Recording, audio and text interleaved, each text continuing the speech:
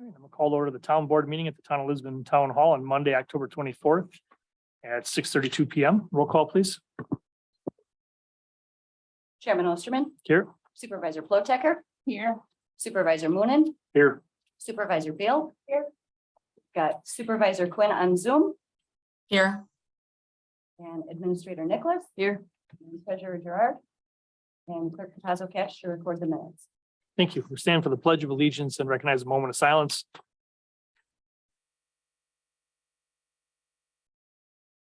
I pledge allegiance to the flag of the United States of America and to the republic for which it stands, one nation, indivisible, with liberty and justice for all.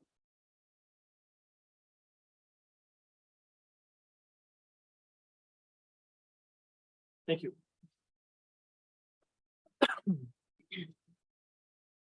Item 3 is comments from citizens present. This could pertain to anything on the agenda or anything else tonight. If you are not on the agenda, this would be your only time to speak. Does anyone have any comments tonight? If you just come up to the microphone, state your name and address, please. Kevin Feldman, we're kind of working on this together as we're collaborating together at Snowmobile Clubs. Okay, My name is Dave Groshek. I reside at 554 High Street in Pewaukee. Kevin Pelsman, N65 West 35505 Baltic Pass, Conemaugh. I'm currently the president of the Moonshiner Snowmobile Club, and as I shared with you, I believe you have a copy of our proposed snowmobile trail that we're looking to place along Lake 5 Road. We initially had a snowmobile trail that kind of ran along Highway 164 with the development of the Sussex Business Park, the Wangard property on the corner of Lisbon and 164. Has made it a little bit difficult. We have not gotten permission from that landowner to proceed with a trail through there during the construction. So we're looking for an alternative. Working with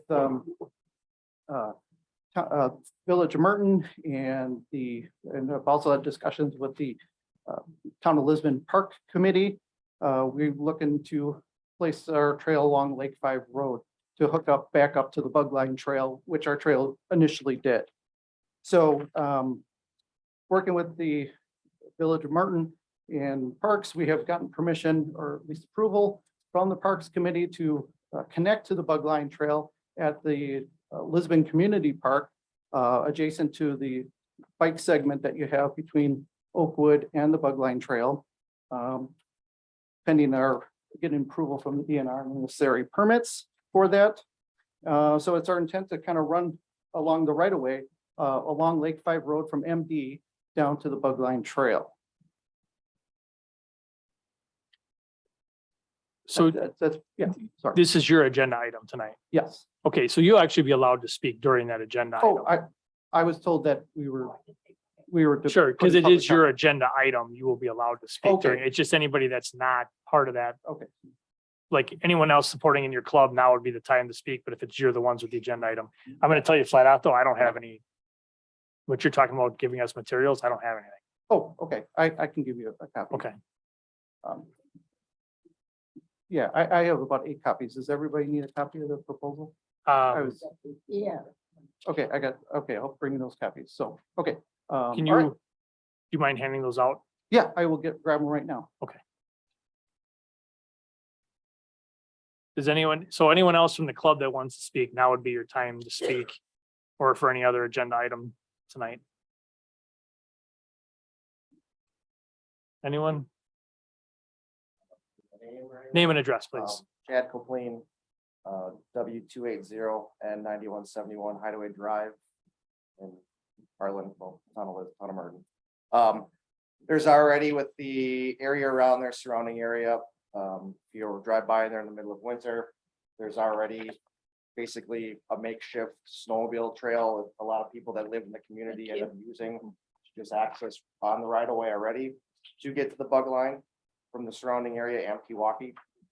Basically, we just like to make it safe and, make it legal for everybody to use properly with proper markings instead of the way it is currently now. So basically make it safer, have guarding in areas, fencing if needed, basically to keep the flow of snowmobiles in the proper area and make it safe for everybody to use. So, thank you. Thank you. Anyone else wish to speak? Have anyone on Zoom?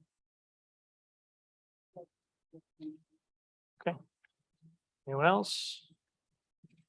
All right, we're gonna close citizens' comments then. Groups go to the consent agenda. Items listed under the consent agenda are considered in one motion unless a town board member requests that an item be removed from the consent agenda for separate consideration. We had the October 10th, 2022 town board minutes with the letter of credit reduction for Harvest Ridge number 3 in the amount of $527,984.20. We have approval of the $100 catering deposit for holiday dinner. Appointment of additional election inspectors for the remainder of 2022, 2023. And the reappointment of Ed Brocker and Bruce Worth to the Police and Fire Commission for 3-year terms ending in 7/30/2025. The Fire and Police Commission members. We need to do it on this agenda. Do we need to? We do not. I'm just gonna ask to put that off to the next one. I have not had a chance to call them yet. Mr. Chairman, just to note, you should all have a supplemental sheet in your packets with the full listing of all of the election inspectors with their names and the addresses.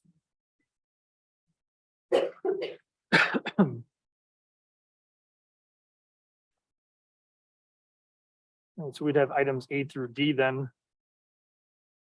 Does anyone have any comments or concerns, or is there a motion on the consent agenda? I'll make a motion to approve the consent agenda minus E. Moved by Becky, is there a second? Moved by Linda, any discussion?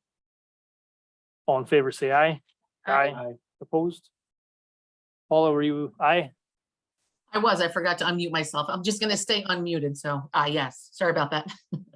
All right, so we're 5-0. All right, thank you. Item 5 is accounts payable. We have authorizing the payment of the Falls Auto Parts bill in the amount of $608.21. Any questions or comments or motion on that item? I'll make a motion to approve $608.21. Is there a second? I'll second. Give it to Paula. Give it. Motion's made and seconded. Any discussion? All in favor, say aye. Aye. Aye. Opposed? Motion carries 4-0. Item B, authorizing the payment of the remaining bills in the amount of $188,731.51. Our top 5 expenses are US Bank Corp Payment Systems, $78,711.56. Kunkel Engineering Group, $30,691.79. Anthem Blue Cross Blue Shield, $11,309.01. Stark Asphalt, $10,896.06. And Pitney Bowes for postage, $8,800. I ask for your approval. Any comments or questions on the bills? Or is there a motion?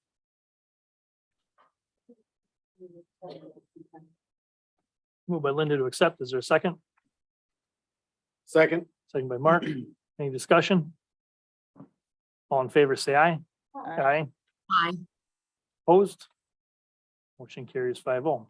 Item 6, announcements and correspondence. We have the joint public hearing and plan commission meeting on Thursday, the 3rd, November 3rd at 6:30 PM at Richard Young Fire Station. We have the fall general election on Tuesday, the 8th, from 7 AM to 8 PM at the Town Hall, Redeemer Church, and the fire station. We have the budget public hearing and special town meeting on the 9th. We have that here, here at the Town Hall. Sanitary Sewer District Number 1 Commission meeting on the 16th at 6:30 at the Town Hall. And then we had the Parks Committee meeting on the 21st at the Richard Young Fire Station. Does anyone else have any other announcements or correspondence? All right, item 7, administrator report. All right, so for the last 2 weeks, we closed at TDC, and lot number 2, the southern portion of the 24 acres has been assigned to Vermeer. You have a non-compliance report in your packet or on your desk. There's a separate sheet for the closed items that we closed this year up to date.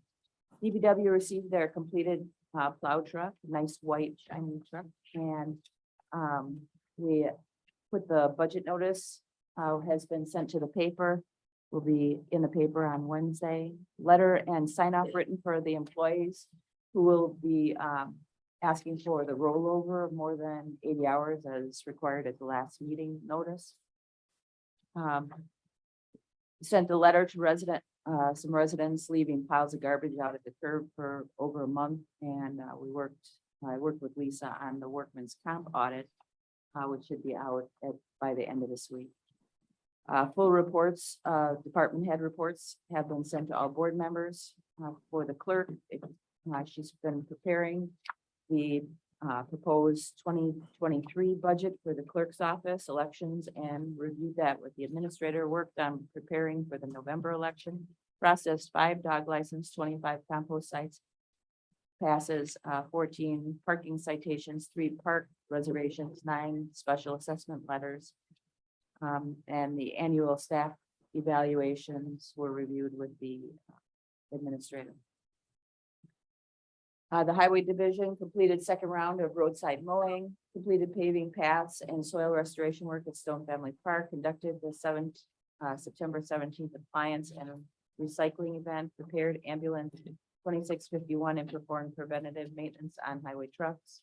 The Parks Department staff continued their weekly mowing throughout all the parks and the town facilities, installed memorial sign for John Greiten at LCP.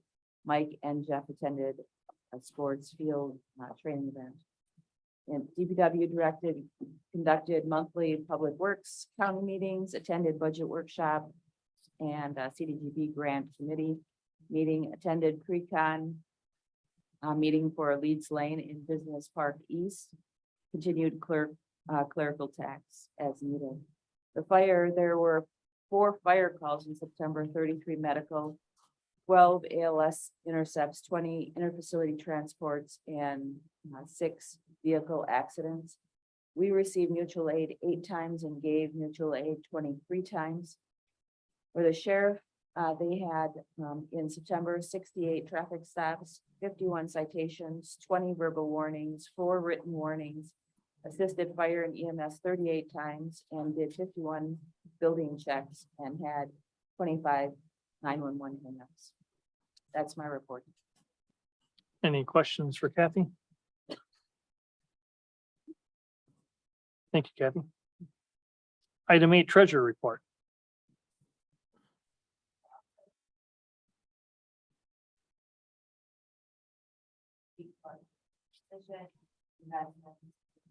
Taxes, and then finish off with project.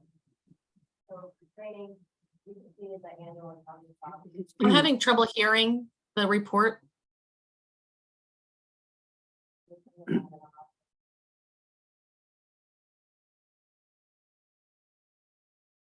you hear me, Paula? I have my volume all the way up. Not very well, but if I'll listen a little tighter. I think there's something not right with the mic. All right, so we completed the annual accounting software training in September. I took the utility billing classes. Can you hear me now? I think it's because the microphone's through the. Okay, so I took the utility billing classes to better understand the module and how to differ from regular AR. So I received a full overview of the new user for utility. Lisa, new user AP and payroll classes, and then Jeff into AR and AP for that. I met with LifeQuest on the reports training, and I'm still waiting on some follow-up to any questions I have, as well as some contact. Really great news, we completed the preliminary audit.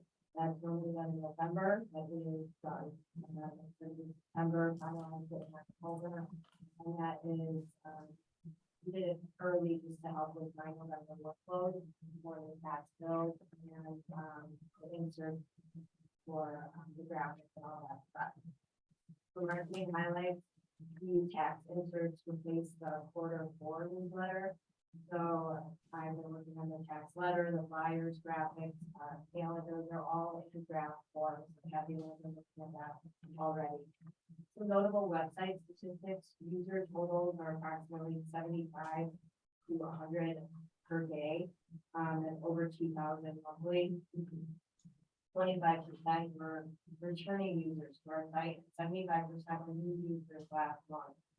I ran Google Analytics last week. The top web pages are the elections, garbage, compost, and general business. Our website notified me alert count is over 2,000 subscribers right now. So that's up 1,000 from last quarter when I reported. This is due to a mass email that we sent out. We received many signups for our different lists, and positive response. The top categories for, the text and email alerts are garbage service, roads, newsletter, and elections. Now moving on to our financial position, if you take a look at, go through, past bills, past the ARPA worksheet, and the treasurer report. The first page, I'll be doing the summary, and then the second page, are the investments. The final pages are the details, so with that you can drill down and look at the detail of any one of the categories on the summary report, but I want to speak to it tonight. So let's go with the first page here. Start with revenue. As of the end of September, we received 98% of our budgeted revenues. We included truck and land sales. That's listed down in the middle under other financing sources that you include 5,000. If you include that, and we're at 103%. Just you'll notice that our miscellaneous is super high. That is due to a AR bill to Southwest for Stone Family Park for $1,000. It actually should have been billed out of capital. So I will correct this with we did receive that payment today. So it's repeated and then I'll handle it and correct it with the journal and use something to capital. So then that brings us actually down to 97% of our revenues. Down towards the bottom of the page, yeah, and that is the clean water loan, that's that interest payment memo we're coming out. For upcoming revenues, those first three are aids. So the aids total 245,500. And that does not include what I listed out for the Beasley Lane land sale, and then also the main quarterly payments, which I will address more in my report. So moving back up to expenditures, they account for 67% of the budget as of September 30th. If you include the capital, we levy for the general fund. That's for $485,000 which is the resources. So if you include that, then we're at 75%. So we're in a healthy finance position overall. Moving on to the next page. The total investment as of September are $9 million.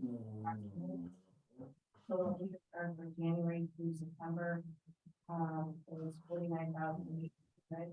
Obviously how that compares to 2021. So the Q3 interest is comparable to actual quarter one in 2019, but still beat it by $7,000. So just to note, you can check out September interest is $16,340. Now this is due to we have some high balances right now in our market account, so we use our returns now, along with our LGIP rate match. So obviously our interest income is declining. So just to speak to that rate match, if you look at the total LGIP at the top, that was the September rate. So down below where it's Washington State is counting that 2.15%, that would have been LGIP's August rate. So there's that 1 month. There's that 1 month lag there.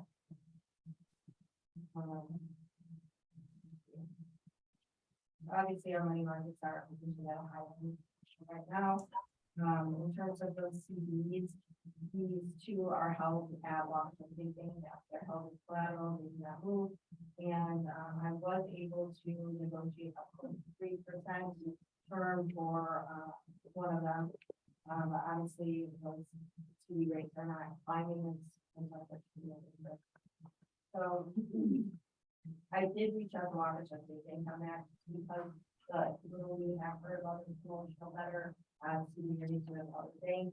And, Watershed, they think that they've maintained an acceptable deposit to loan ratio, so they don't need to offer any types of promotional rates, but I will look and I plan to offer more competitive rates, not the least specific to these other ones in the future.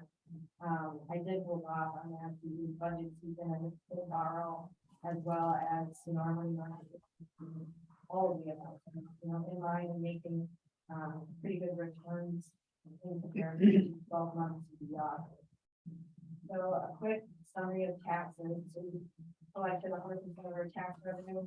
The August settlement was reconciled in September for $881,000. Like I mentioned earlier, audit is done, which helps meet deadline for finalizing tax bill by Thanksgiving, which is the goal. I've been reconciling our units with the county, and I'm waiting on Sandy at the moment. Kathy's been working on stormwater management as well.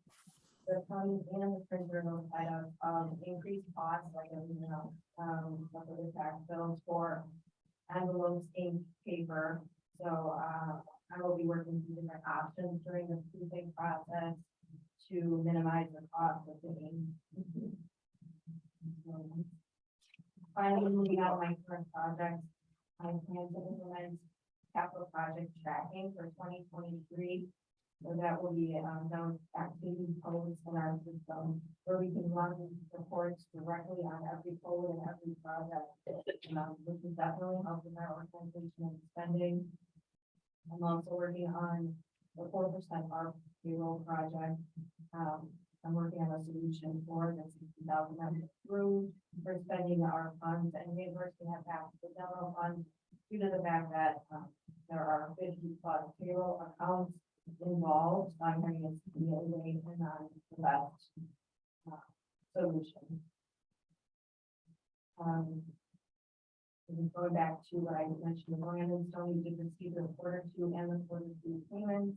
I received those blocks on money market initially, and then I opened a separate LGIP sub account called Quarry Water. And so if you look at that investment sheet, you'll see right up at the top, general police, impact fees. Next time I report, you will see Quarry Water, and then you'll see a separate account for they'll have 385,000 plus. So this will ensure long-term security for proper use and tracking within our LGIP account, and also, have a great rate. Lastly, I'm gathering loan rates for the 2023 capital projects. I reached out to the 3 main banking relationships, and they are all working on their request right now. I've requested a 10-year fixed principal loan, but also after 7 years to understand the cost potential and the rate. And lastly, obviously, we need to balance the interest rate environment in terms of how we want to lock that down sooner, later with the higher rates projected in 2022. So, like I said, I'm working with all of those numbers. I'm going to put that all that. Is the, for the CDs at WSB, are those allowed to be moved? I see your note there says do not move. Right, yeah. I know one is called collateral and one is the sewer study. And we can't take other ones and the other. Gotcha. Okay. Well, no, we have to stay here for. And that's right. I would think as long as the one is collateral, so as long as you use Waukesha State Bank, that one would have to stay. And I'm not sure about the sewer study. It has to be used for a sewer study. If you look at like CD rates right now that are around 2%, we already have, we're surpassing that in our house. So, and we don't have, we're not locked into it. Can you go to Indian Bank just because we're a town? Are we limited to what we can do as far as the quality of the how much information the banks have on hand and so forth, and the money that they hold. I mean, when you can go to anything. We have our approved list today, so I can just read that. And that's on my schedule after the low rate moratorium. But I'm simultaneously, as I'm calling, I'm asking about any of their proposals to be ready, so that we can do that information. Because I've seen one out there in the area, and there's one at 3%. It's just a 1-year term, and they've gotten, so it's not good, but it's certainly better than what we have had. Sometimes there are online banks or credit unions that we don't work with. So. Okay. And also, could you just explain about I'm just a little about the ARPA funds with the $60,000 that you have talked to. Could you explain that? So in payroll, there's 50+ accounts that are for communities. That's like across all the different funds. So compost, stormwater, too. And then all of the different departments, the taxes, the benefits, so I counted at least 50 some accounts. So if you are reimbursing little pieces of the pie, you can really contribute, so I'm kind of come up with a solution to reimburse a percentage to the funds. And so I would want to make sure that the MBA that's the best way to go. And that's preferred. Because you weren't talking about the raises though, that's what you're talking about. So it's actually just taking and using the money from the art fund and the federal fund. So it went out all through payroll instead of, just using one account, all of these funds that are affecting the cost.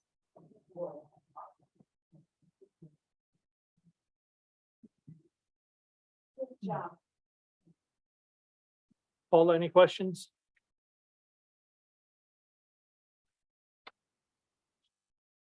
No, Joe, I'm good. Thank you. Okay. Anything from anyone else? All right, thank you. All right, to go with the incorporation update. So the only thing I have is just a reminder that the Incorporation Review Board virtual meeting is on the 2nd at 10 a.m. You're all invited to join. Shouldn't be more than a 15-20 minute meeting. Any questions? All right, item 10, Lisbon Economic Conditions Update. I have nothing. Anything from anyone else? All right, item 11, Supervisor Reports. We had a budget meeting, our meeting last weekend. Our, we're doing quite a lot better. A lot better.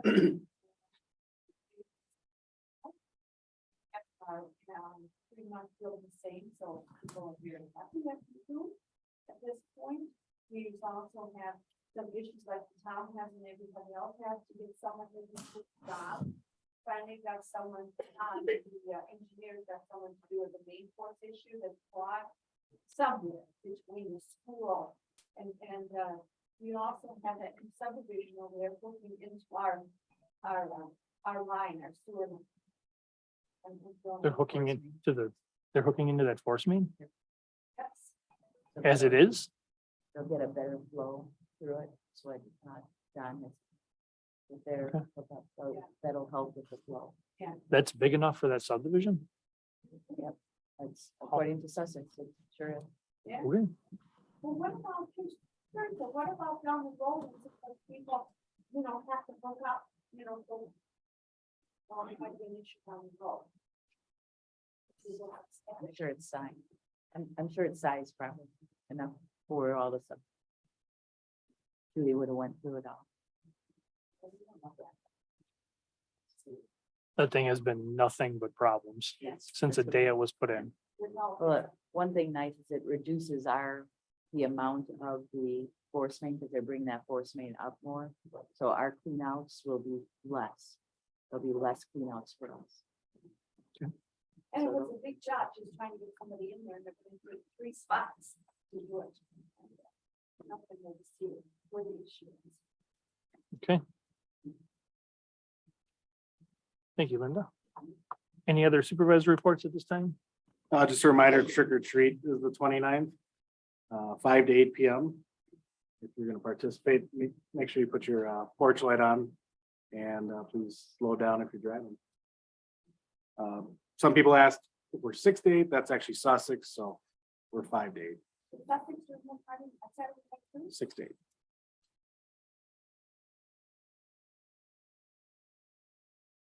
It's All right, important. Halloween. that it is. And we're an extra hour, so you can stock up a little more on that candy. Right. All right, anyone else? All right, item 12, Plan Commission referrals. A, discussion necessary action on proposed text amendments to section 3, parent J of the Lisbon zoning code related to off-street parking.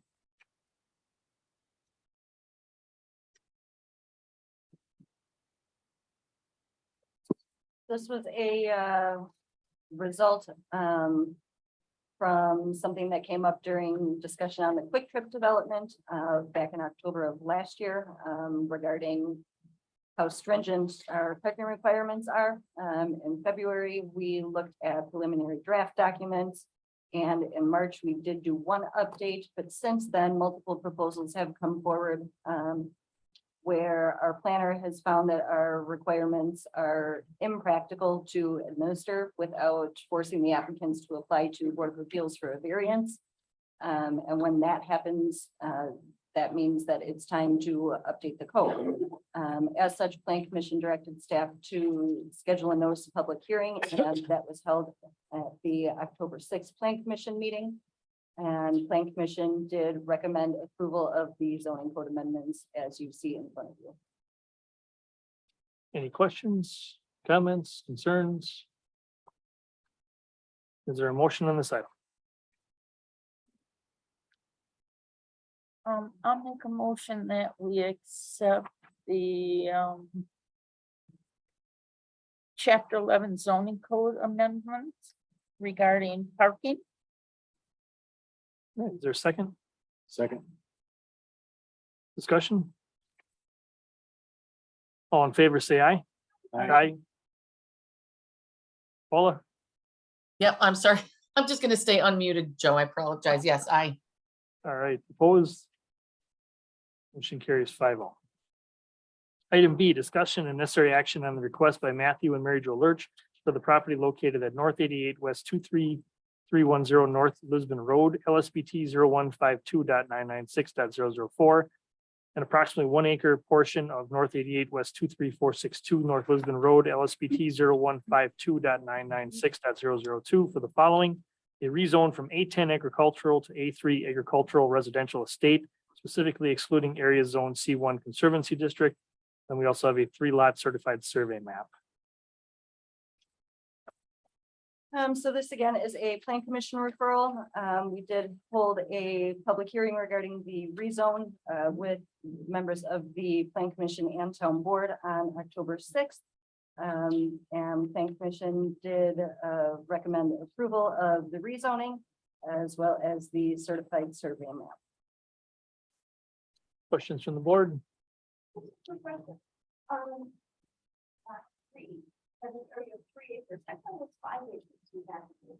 Not in an A3.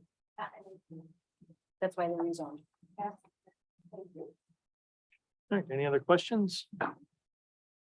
We'd be taking these separately. Is there a motion on the rezone or the certified survey map? Make a motion to approve the rezone from A10 agriculture to A3 agriculture / residential estate, specifically excluding area zone C1 Conservancy District. Is there a second? I'll second. With Paula. Discussion? All those in favor say aye. Aye. Opposed? Motion carries 5-0. Is there a motion on the certified survey map? I'll move to approve the 3-lot certified survey map. Is there a second? Thanks, Linda. Any discussion? All in favor, say aye. Aye. Aye. Opposed? Motion carries 5-0. All right, we move on to item 13, which is unfinished business. You wanna, Actually, we'll just pass up 13. We'll go right to 14. We're gonna skip to C. Discussion necessary action regarding Moonshiner Snowmobile Club request for trail on Lake 5 Road. The applicant is here. We have the information in front of us.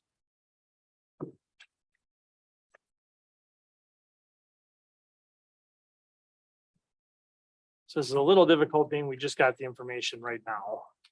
We've kind of been scooting across, well, in between things, looking up Lake 5 Road. I do have some, number one, I'm an avid snowmobiler. So I support what you guys are doing, but I do have questions on certain areas of the road where it does not appear very easy to get by. So Mark is here from the parks. Okay, As he was in the, we can address the parks recommendation. you wanna take the treasurer's spot, Mike. Mike?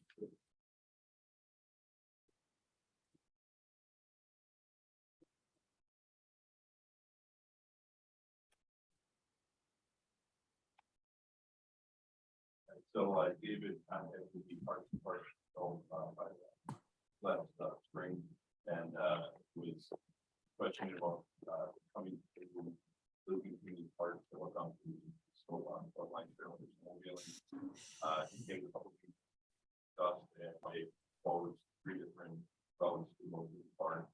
We kind of the town or the park committee approved that they would use the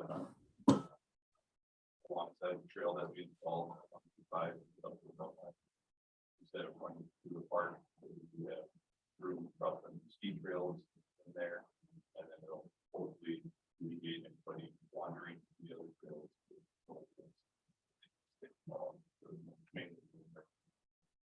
There were some concerns also along Lake 5 that we did that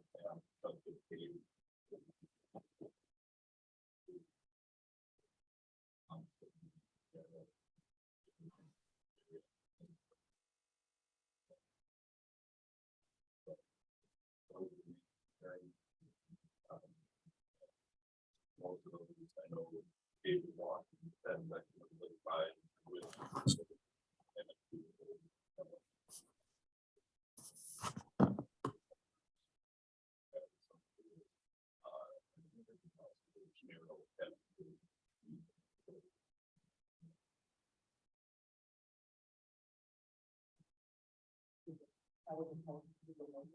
they made a recommendation to for them to, like I said, to go along Lake 5 on that short section in that swamp area on the college of north of to hook up to the fault line to there.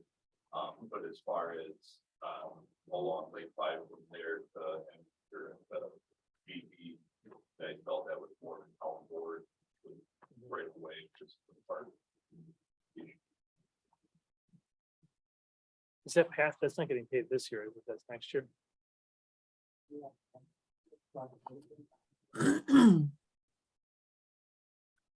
So it's not even gonna really be as much of an issue there this year, more next year. Yeah, this year there's no issue. Will not be here in snow. It's fairly quiet. Yeah, from the beach. So, but once it does get paved, like I said, clear the snow. That's in there. Whole area. Is that path, I mean, is that our right of way now?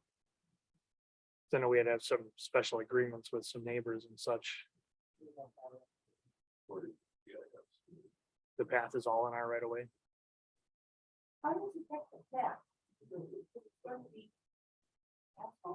Well, this year it won't. But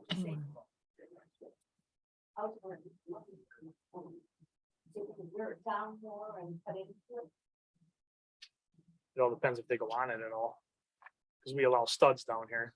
The idea would not to be to go on the path, would be to the left or the west of the path in the right of way between the road and the path. Discussion with the roadway committee, they basically said that it wouldn't be approved to go on the path after it was paved because of stuff, regardless of whether or not it would cause damage. Right, that Yep. was their determination. Right. Yeah, our intent is not to use the flag box, but because we know the path further up towards, what they call the Barnwood Conservancy area there has paved sidewalks already. So our intent would be to try to manage the traffic so that does not have snowmobilers go down the paved sidewalk, whereas we'd be using the west side of Lake 5 Road from the Barnwood Conservancy or, sorry, I don't know all the names of the roads over there. Where did that go? The Hardyman Drive, we'd cut over on the Village of Merton side and use their sidewalk. The village was okay with us doing that. Sticking along that side to avoid the cemetery area, the Union Cemetery, and then cutting back over just north of the cemetery and then riding the right away, the green space in between the sidewalk and the road. When we did walk it, we were measuring it and it was within the right of way, and in some areas we had plenty of clearance, but yes, there is the riprap that you mentioned and a couple of culverts that we'd have to mark off just to try to avoid that snowmobilers from hitting that.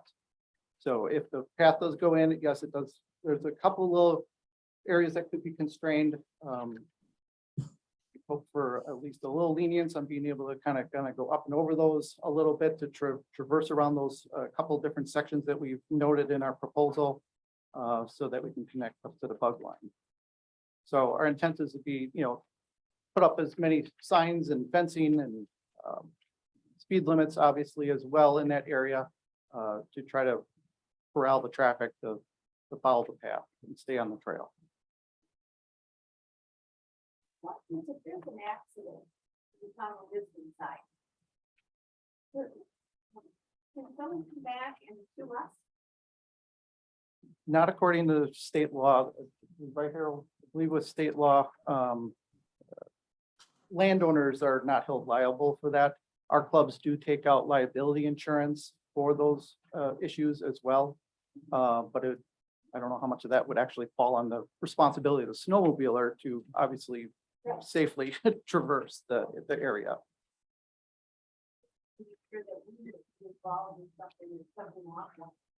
Yeah, not that I'm aware of. Mentioned Sussex does require a proof of insurance for the snowmobile clubs.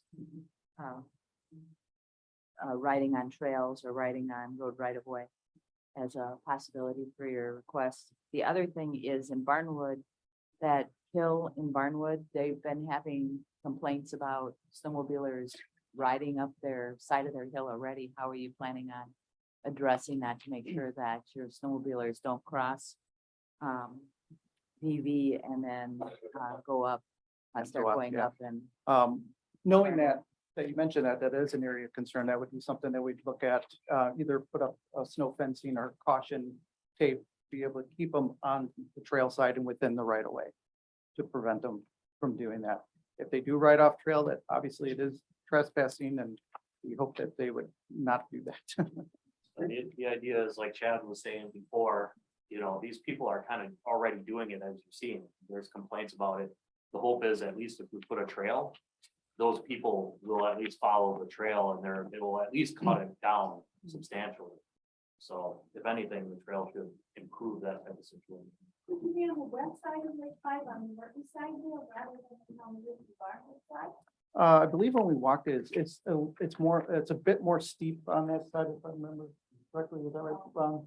It's steep on both. That it just wasn't conducive enough to do that. So there seemed to be a nice area to traverse on the east side. So that's why we chose that side.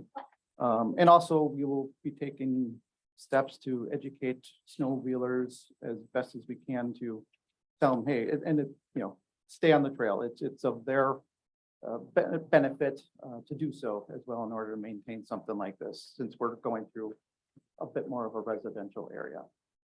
If someone who's not in the club can also use this. Correct. Anybody can utilize the club or the trail, sorry. Correct. Yes. so the orange line and the red line, is that just alternate route? Yeah, that was just a couple different ideas of where we could perhaps cross. This is because of the Vanguard development that went in. Correct, correct. Is there, I mean, I guess I'm just gonna ask a question, which doesn't necessarily have to do with this, but along 164, the trail already connects by Richmond Road and heads up. It isn't possible to just shoot, come back around Quick Trip and then just shoot straight up?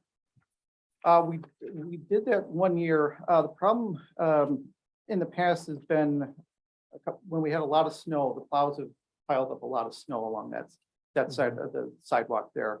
And also got a little bit more precarious because of the steep banks. Either you went into the ditch or you went into the road.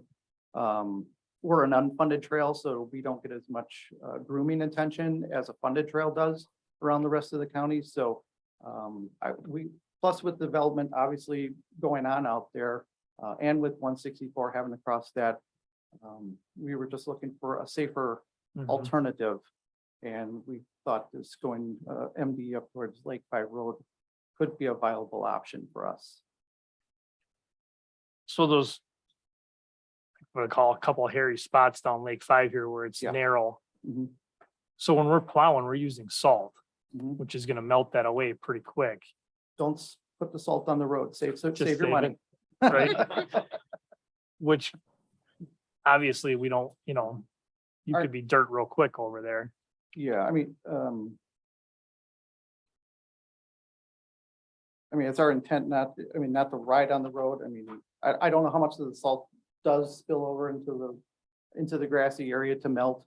Well, you lay it and then it snows and then they push it. Yeah, it's a constant battle. Yeah. The one thing that we always, with the county, we do not ride on the trails when there's less than 6 inches of snow. Snowfall in the area or on the ground at any time. And then also, the trails are not open when the temperature is above 32. So Mhm. that way we're trying, salt won't work as well when it's that cold out. So it should help preserve the snow base.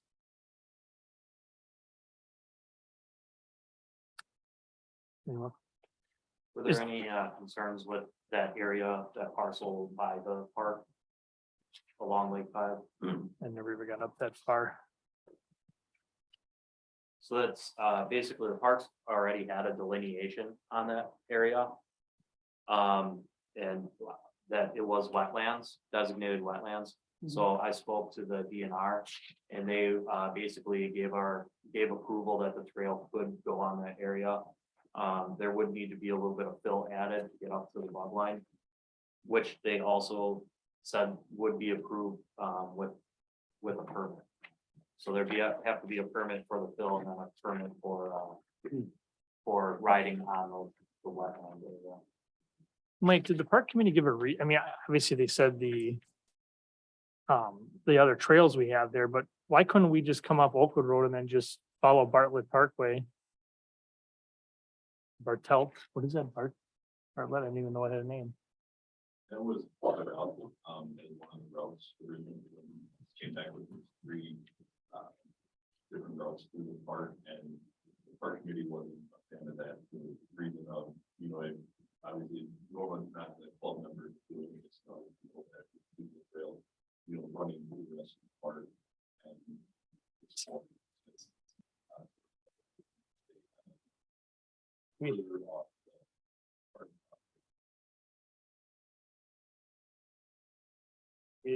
We never did anything because we were worried about what some people would do. Nothing would ever get done. To me, I think going through the park would be the smart maneuver, to be honest with you. Coming right across the road there and then I can see where it would hook up.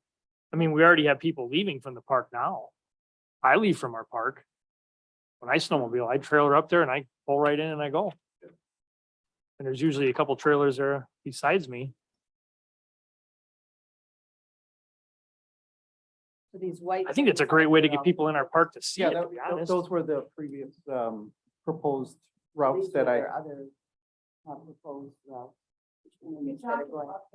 Instead of going straight. Second, back of the second page, yeah, the ones that you see in white, I Heck, wasn't put a- able to delete the trails, but so I kind of changed the I'd color. put a of them. speed limit on it and send it right through the middle of the park. That's the best way you have to show people that thing's even there.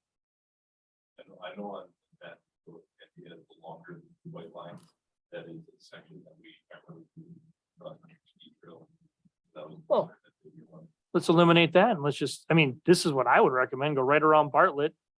Go right past the memorial by John and then come right down and right onto the bug line, right through where the sledding hill is. I mean, people already come up the bug line and go to the sledding hill now. That would be my thought. That was, they also had, down over further to that. Ultimately, with the tree line there, that you'll cut across there and that stream. North, and then Sure. Yeah, with the white lines, I'm sorry, I thought it was the three proposals that I shared with Mike in the Parks Committee. Those were much earlier ones that ran along the west edge of the park where the snowmobile trail was, and then the other option was going through that wooded area. But the DNR said that was too valuable of a wooded wetland to make that one viable. So I do not have the actual ones going down Bartlett or along that tree line on this particular document. Sorry. I believe that was actually a preferred route. You put it Going around the park. right Or through it. around For Bartlett. that one. Put a 25-mile-an-hour speed limit on it and send it right through it. Sorry, Marlene. Yeah, Joe was just gonna say there was some pretty strong feeling on the park committee about going through the park. But Paula, was the reason because they're afraid of what could happen? There was, yes, there was some of that. And there was also some consideration for some of the prairie areas. They wanted to make sure that none of that was tampered with. We burn it. I'm just relaying the information from the parks area, so. I agree. I think it's a good use for parkland if that's what we're gonna do with it. I agree with you. I'm just letting you know what their I'm just thoughts saying, are. Like, I don't know. I guess I wish I would have been at that meeting. Mike, where does, so that page 2 of their packet? So you're saying I'd that, say just that find a way to get from easternmost- here oh, page 2, to here. page, I agree. yeah, that, nope, that one, yep. Show them the park. That easternmost line is a groomed trail.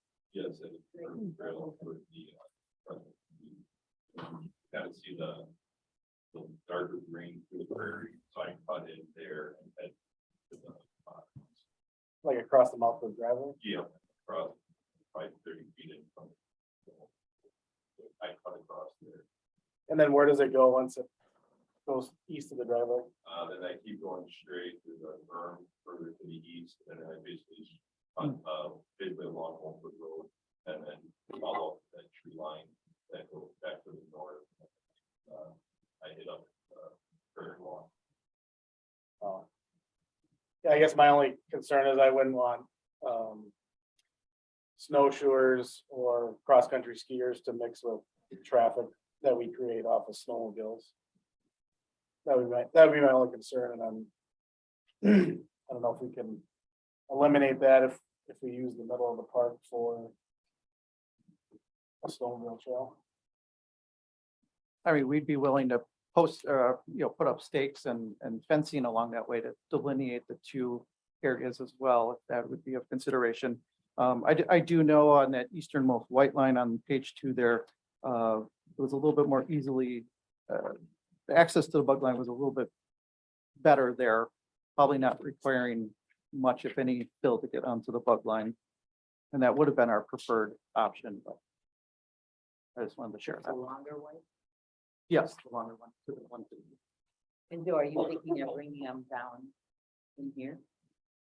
Honestly, just run them away that makes sense and keep them off the cross-country trail and try to keep them away from the residents as much as possible and put a speed limit on it. And I don't want to go against the park, I'm not trying to run up the park committee here, but I guess I'd like to be at a meeting with them and just have some discussions. I'm assuming nobody on the parks committee is a snowmobiler.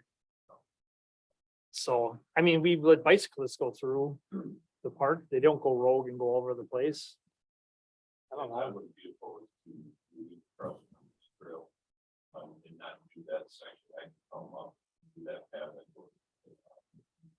River, I could just come through there. I don't know. Not do that. There. I just think this is a great way to show off our park. I mean, we always complain, nobody knows it's even there. Well, here you go.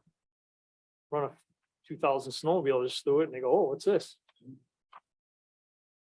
But again, I'm not here to take off the Parks Committee. They do so much for us. I think I would have should have watched the agenda better. I probably would have liked to have been at that one.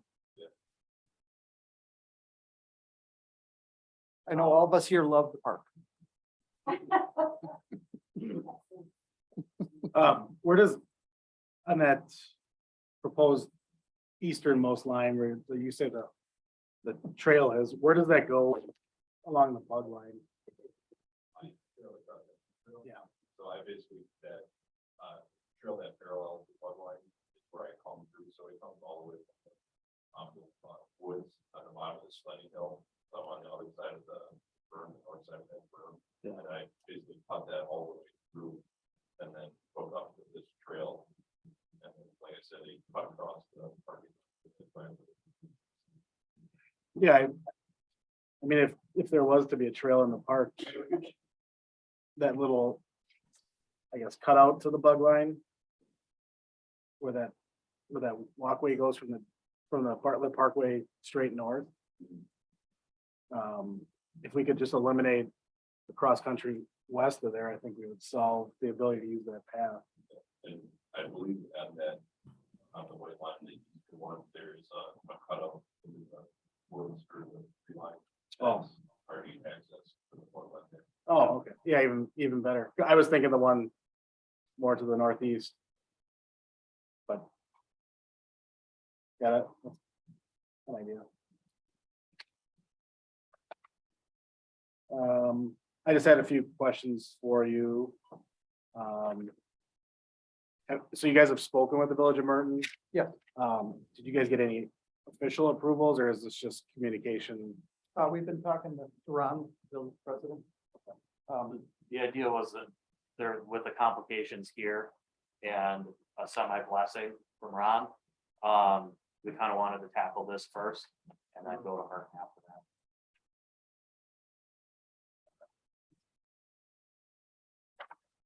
What are you thinking, Linda? I like the idea of going to the park, but I think before we okay that, we need to talk to the park. Definitely. Not that we're going to get the law, but I think it's a good idea. Understandable. to talk to Marlene and the- I think also too, it might be a matter for public safety too. If the committee wants, that committee would weigh in on it. Sorry. I just think if it's gonna be within the right of way, it's something that they should probably look at. When were you gonna mark the trails? I'm assuming early part of November. I mean, we're just going, we have a lot of work to do, so I'm not even sure, if we'll be able to. Pretty much Complete it. next year would be the plan, I think. Oh, this isn't even a this year thing. Yeah. This is a next year. It was originally, as of last year, was the plan to get it this year, but there's other complications on the Pewaukee side, so. Okay. So there's a little bit of, it's not like this has got to be decided right here and now, but we got to figure out if this is gonna work. Oh, okay. I would think- Okay. So Joe, It's got a lot less stressful, so Yeah. if you wanted to, we could do a joint meeting with Parks, Town Board and Public Safety, so it'd still be one. we're gonna need a bigger table. We could go into the community. Sure. You like that? Yeah, I'm in favor of that. Yeah. I mean, I think we could consider that. I was under the impression you guys were looking. I thought you were gonna, yeah. Yeah, the series. Well, it would be great. Yeah, but If you could stand up a trail in that amount of time, I'd be impressed. Yeah. What's the? No, it's holdup been a in longer Pewaukee? process than we expected with the parks and other Do you, entities along the way. just a question, have you guys considered any other routes? Looking at a lot of the options, this seemed to be the most viable one at this time. So your end goal is on the north end to hook up with the bug line, that's. Correct. Yeah, because the bug line's already a whole new trail, so this would get people from Merton, Lisbon, Pewaukee, Sussex, probably even to safely get to the bug line that connects to other trails and legally. What's the problem you're having with Pewaukee? Is there just a section of homeowner? Well, we've had a couple different landowner changes that we're working on securing. The biggest one is we've always had access to Pewaukee Lake. When the village of Pewaukee decided to have the trails or the trains run silent through the village, that got the railroad commission involved, and changed the whole landscape of that. So the way we had, the village had granted us permission to cross the railroad tracks on, basically a diagonal, go along, Capitol Drive up through Kiwanis Park and around into the marshy area, and up Ryan Street through the park 164. So in the grand scheme of things, is with the redesign of the railroad crossing there, we're not permitted to cross in the manner that we have been for many years. So right now, we do not have access to Pewaukee Lake, which is what our intention was to try to keep as best we could. Okay. Well, I guess let's put a meeting together. I guess I would really, Mike, do you feel this is viable on Lake 5 Road? The only area I would have concern in from Oakwood Road to the first driveway going south. There's that pretty big group of trees there. And then like the cave back, all that pathway. It's probably a 3 feet wide maybe between the road and that group of trees. So it's very narrow driveway right there. That's probably a culvert on it. It's decorative stone on each side of it. But that is narrow right there. And once you get across that hill, that is pretty good sailing. That area is probably at least 15 to 20 feet wide for the green space. But from like basically the hill, the whole road is the challenge. Yeah, 3 feet isn't enough. Yeah, it constricts right towards the driveway. A little bit north of that, it's a little bit wider between the tree line and the paved or the sidewalk there. So it's just that coming up on the driveway there, that is one of the areas that we did notice as a concern. So what do you do there? There's really not any shouldering there either. Right, that'd be one of the areas where we would hope for maybe a little bit of leniency to be able to kind of go across that paved section of the trail until we got back to the grass again. And you can't go on the other side either.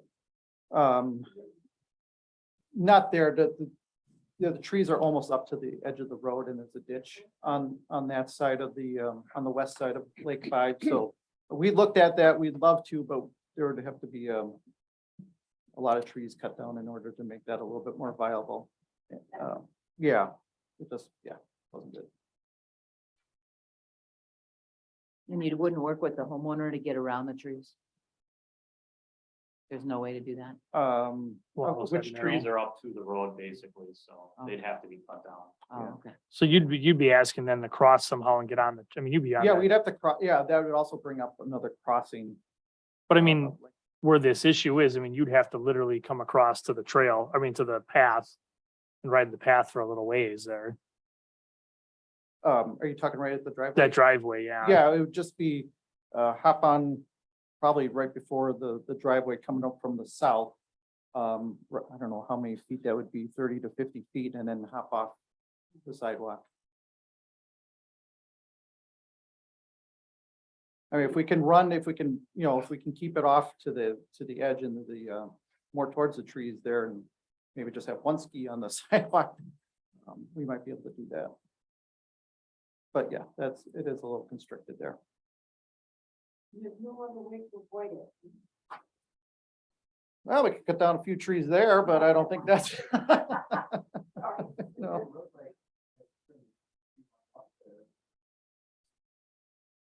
DPW, they cleaned it up on the upper branches. Looks like there might be. Who's speaking? Sir. So we got to keep the discussion right here. I totally get you trying to help, but it's you tell them or you got to come up because we're on Zoom. So nobody can even hear what you're saying on Zoom, but, I was just stating that along that road area there, it looked like recently, you just stated that the DPW came in and cleared the tree line up a little bit more. There may be a little bit of leeway room where we could, on the ground wise, clean that up a little bit more. So there'd be potentially a little bit more room there. So I don't know if that's an option, our club would be willing to help with that as well, so it wouldn't be something, that you have to do, so. Just looking at the map, I think the problem is that Lake 5 is a municipal road. It's got obviously obstacles we're talking about. Have you guys considered using the county highway of DB to get back east to go to the bug line? I know it kind of eliminates the popularity of going through the park, but the right of ways are larger and guaranteed. the ditches are flatter. So, I mean, just looking at your old map on the county trail, County Snowmobile Association, and then looking at GIS, it looks like we could still use a little bit of Lake 5, but then, what about going eastbound along VB, heading back towards Sussex? And then, We could definitely. take a We're look. willing to look at anything, basically. well, I'm just thinking your right of ways are a lot wider. VV has a lot more traffic, so noise is less of a Concern. unfamiliar concern to those people that live there. And the houses are generally set back further, especially on the south side. Just a thought with that. No, it's a good thought. We'll take a closer look at that. It's VV from Lake 5 back towards, the elbow on VV east of Mary Hill is pretty flat, and the ditches are pretty flat. Yeah, to your point, Mark, part of the concern from the parks folks was that Lake 5 Road is getting to be kind of like a major thoroughfare. There's a lot more traffic on there now, so that could be a good alternative. All right, so I got a question for you. Brent Reamer, W24797-929 Sharon Drive. I live right in Lisbon here. Is currently that walking path paved, plowed now? No. Okay, are you doing asphalt or concrete? The bug line currently is asphalt and it's unplowed and everything. And with a minimum of 6 inches of snow and above 32-degree rule, there's no problem with that right now. And cross-country skiers are allowed to go on that, so I don't.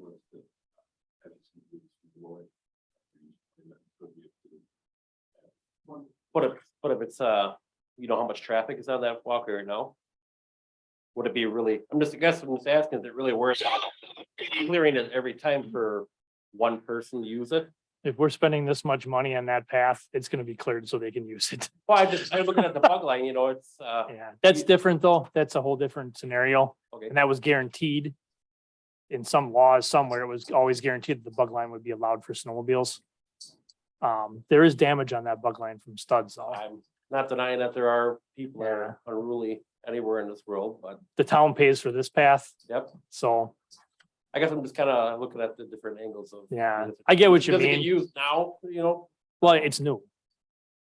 Yeah, cross-country skiers have been using it, but if we're gonna be clearing it, which I think we should, then it won't be an option anymore at that point.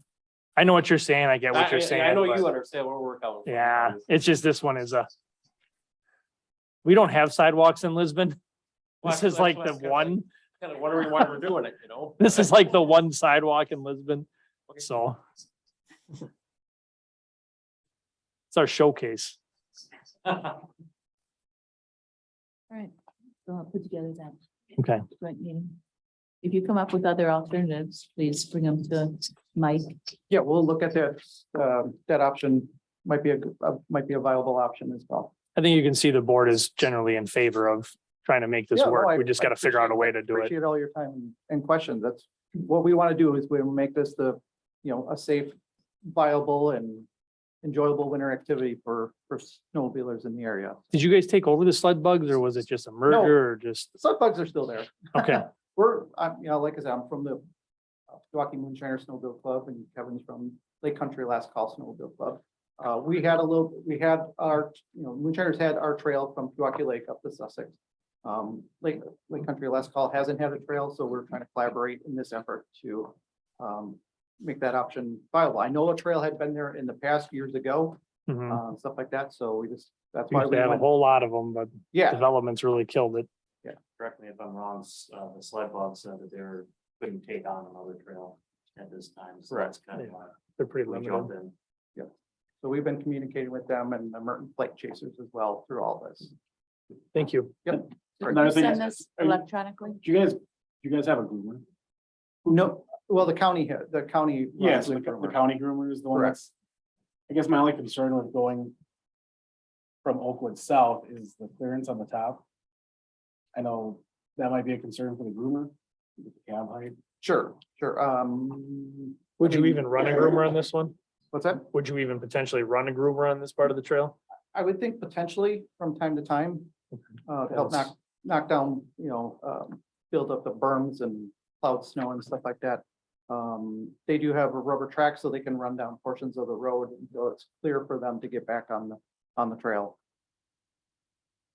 I think the idea would be that it wouldn't be regularly groomed like a normal.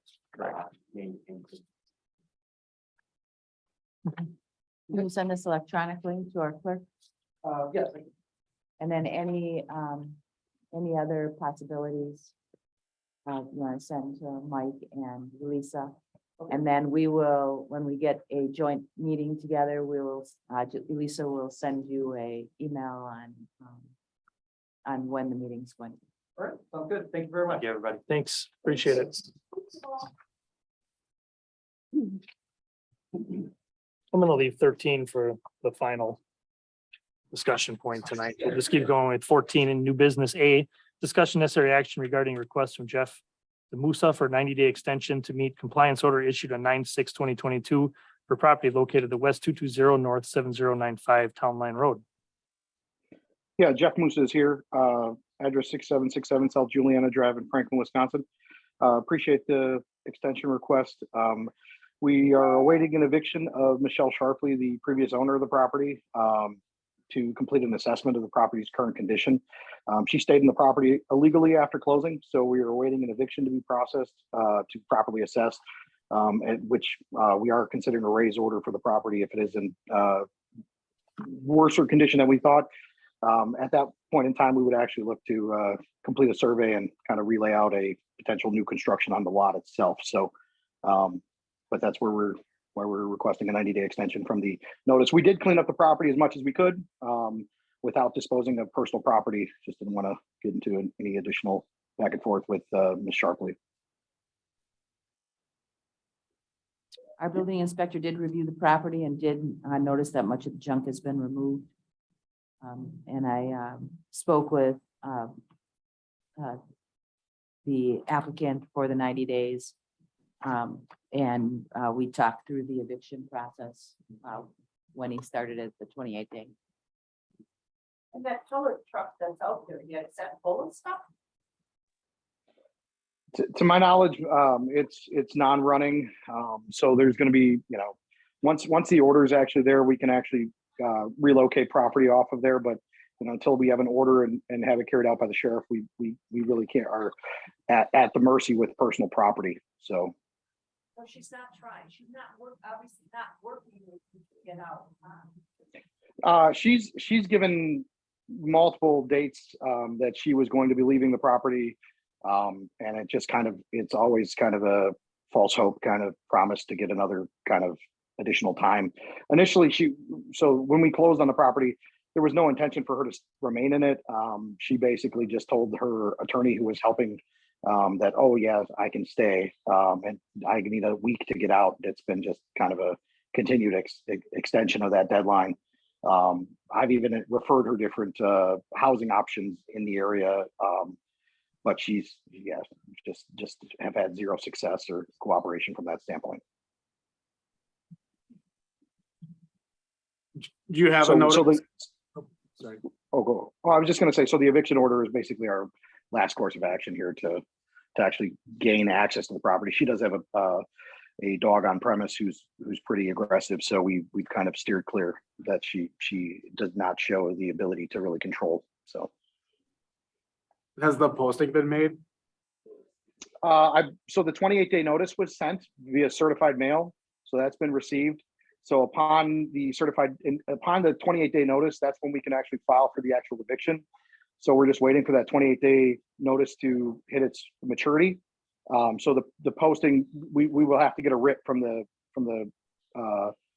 courts prior to actually having a posting.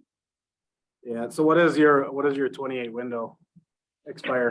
So it's, speaking to the best of my ability here, we sent out the notice mid-month. So worst case scenario, it is end of October where the 28 days will actually expire. There is I've heard some rumblings about statutes of saying that you have to give a full month notice. So if that's the case, then end of November would be the drop dead date. At that point in time, what my experience, haven't really had evictions in this county, but it's usually a couple of weeks, past the 28-day deadline.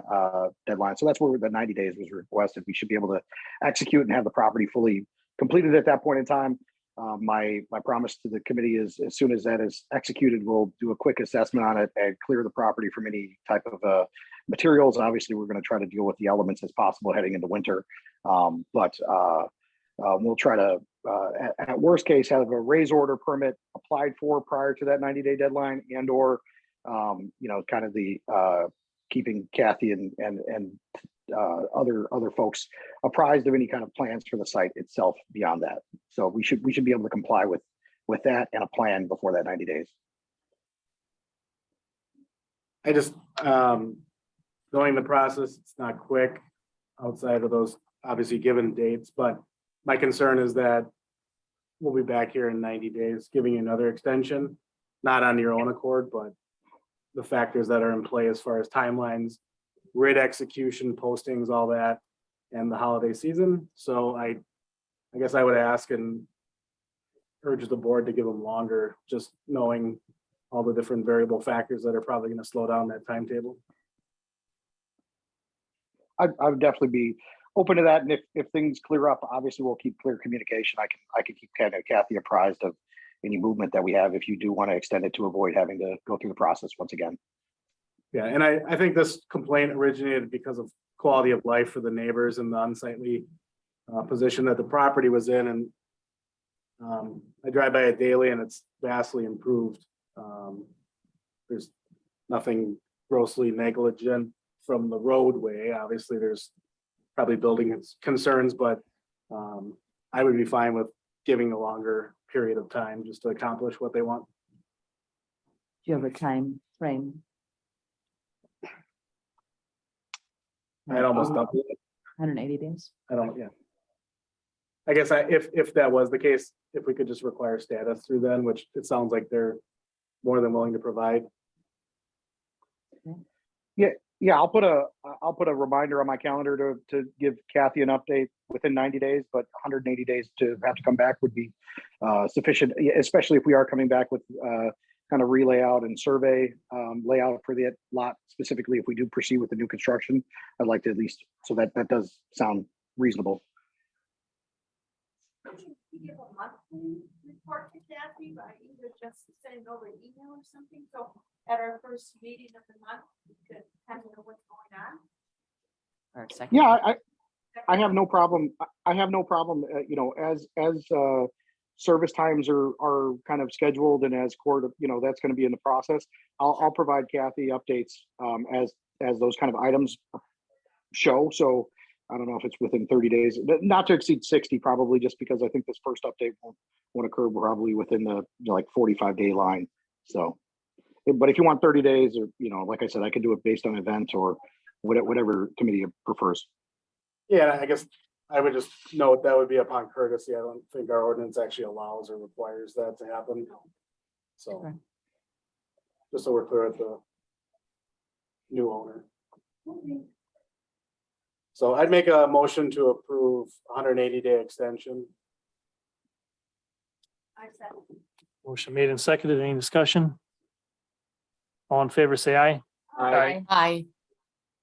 Motion carries 5-0. Thank you very much. Thank you.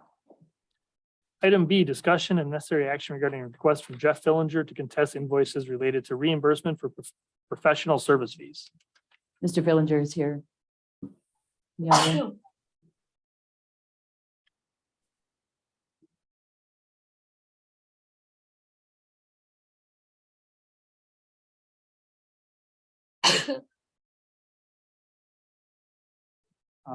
Jeff Fillinger, West 343, North 6237, South Bayview Road, Oconomowoc, Wisconsin. Mary Fillinger, same address. I'm sorry, I don't know the procedure here. Okay, we would like to contest the professional fees that were charged back to us when we made in a proposal to build a final building on our property, Mary's Custom Storage. I'd like to point out that those professional fees ran $3,463 for a project that was never completed or even started, quite frankly. And it dated from August to approximately November. What shocked us so much is, by comparison, I'd like to point out that we had our previous expansion, which far exceeded what we were proposing most recently. It was for 6 buildings. It was on 5 acres. It involved rezoning. It was a major grading permit, a lot of asphalt paving. And those chargeback fees, professional fees, were $262. And that ran over, what do I have here? About 2.5 years, 2 years and 8 months. And it was $262 versus $3,463. I think a lot of this stemmed from a very nice person, Rachel Holloway, who was the person in charge at that time. Very nice person. I've talked to her several times, but quite frankly, it appeared she was really on a learning curve, for the lack of a better term, and I don't know any background. But she spent a lot of time going down rabbit trails, trying to figure out what had gone wrong with the permitting process on the previous expansion. I'm not comfortable going into great detail at this point, but it is the most frustrating thing that we've ever encountered since we've been dealing with the town of Lisbon since 1995. And again, I struggle to criticize Rachel because she just didn't know. And I believe she was as surprised as anyone when she realized some of the shortcomings in the previous permitting process. In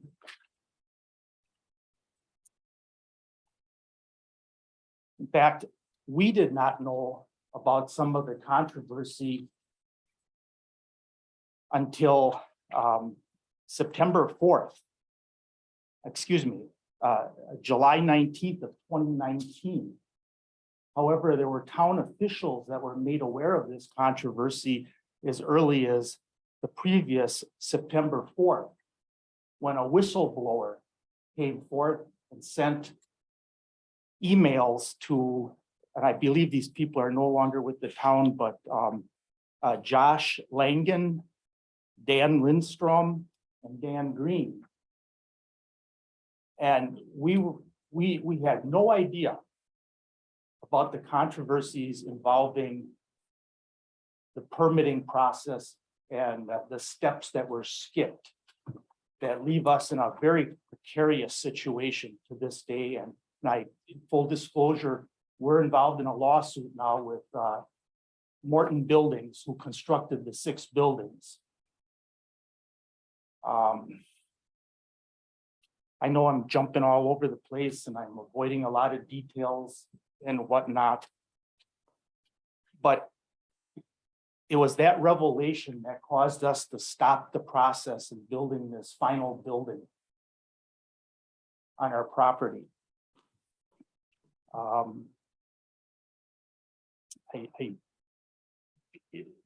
I should maybe just, if there's anything more you'd like me to say, you can invite me to do so.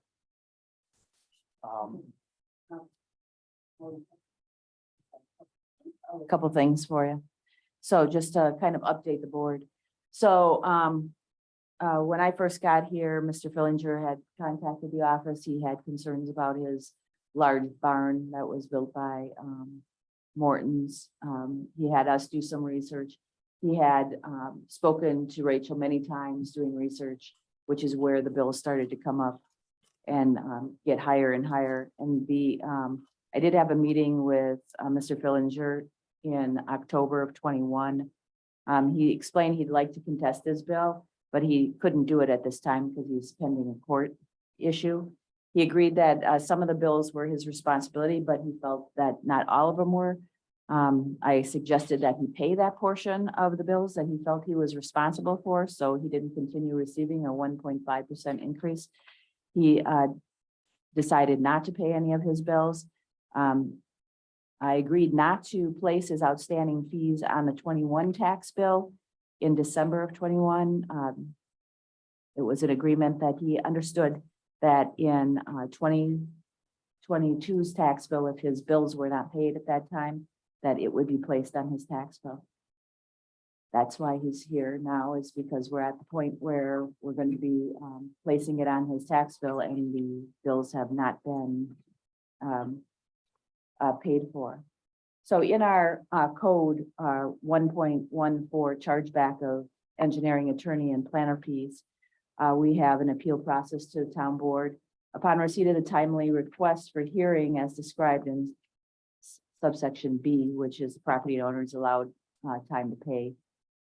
The town board shall hold a hearing regarding the charges at its next scheduled meeting or as soon as feasible. Mr. Fillinger had asked us to hold off on doing such, but he is now requesting us for you to listen to his plea. Such hearing shall be preceded by posting public notice, reasonable notice, first-class mail to the property owner. In the event a hearing is requested, no charges shall be placed on the tax bill until such hearing has been held and a decision has been rendered by the town board to approve the charges against tax roll in whole or in part. If approved only in part, only that part shall be charged and approved to be placed on a tax bill. So that's in our code. My concern is that he has 30 days, not less than 30 days to pay a bill. He is able to contest the bill, but he has waited over a year to come back to the town board, 2 years to come back to the town board to request a hearing and for you to decide if his charges were viable. And so he requested to come to the board, and that's why he's in front of you today. Kathy, it's a 3462.75. That's the charges plus the $1,500. The penalties, the 1.5, is that what it is? It's not included in the 34. That's in addition to the 34. Are we looking at? I'm looking at. What is the Mr. total? Fillinger's, Mr. Fillinger's letter. It says the charges are 3463.75 Sorry. and late penalties of approximately 1,500. So that's in addition there too, correct? Correct. It's the last statement. This is the last statement. The last statement is $4,496. Can you see the? $4,496. He continues to get every month $51.96 interest on these charges. I guess my question is right away, when you were advised by Kathy, you sat down with her in 2021. that you didn't do something like that. And for this, and you haven't paid anything, and it's just been sitting there and sitting there. So I hesitate because of that. We should have done something earlier in my estimation. Yes, and I have some explanation for that. I've got emails here shared between Kathy and myself. Approximately, well, this one is October 20th, 21, or near the end of the year. And I talked with Kathy, explained my situation. And and she very gratefully said that we could extend it into the following year. And then the emails also relate to the fact that we were going to have a meeting, Kathy and I, to try to figure out the charges that were legitimately helpful to us versus all the charges of beer bicker trying to figure out what went wrong with the permitting process. Okay, and then also I have to tell you, our attorney also cautioned us as to what was said and done because of the pending lawsuit. Now, Kathy and I did have a sit-down meeting in an attempt to try to go through this. And you can certainly correct me if I'm wrong, but it was a very short meeting.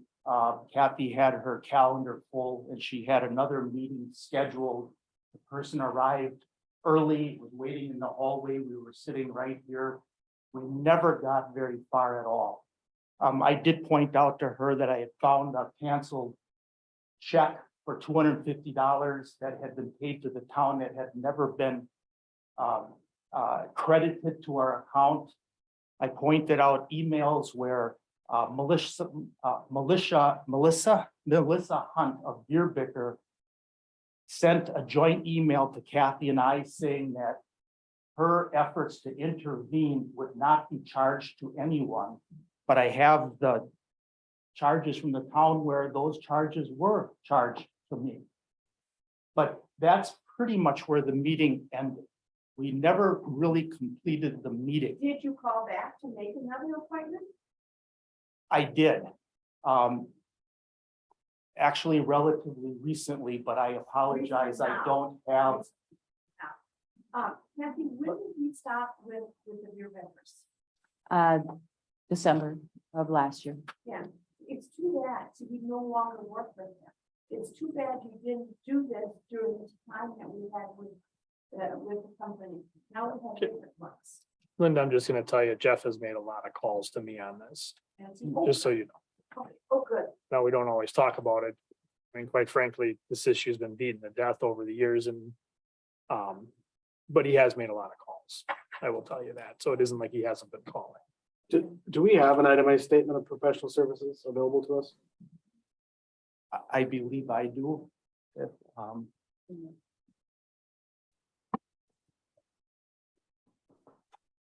would you like? to walk I think staff's probably got.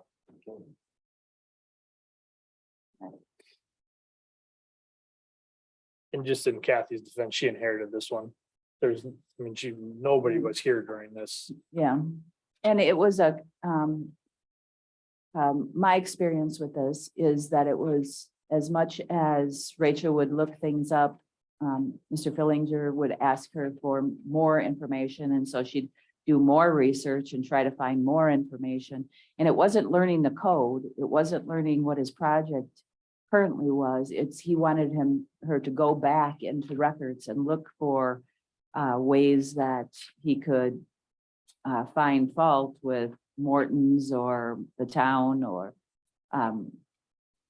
some way of, so this research project that she kept spending all this time on kept getting billed back to Mr. Fillinger until I told Mr. Fillinger, we can't keep this up. It's very costly. Yeah, and if I could elaborate on that. Original invoices with their backup documentation.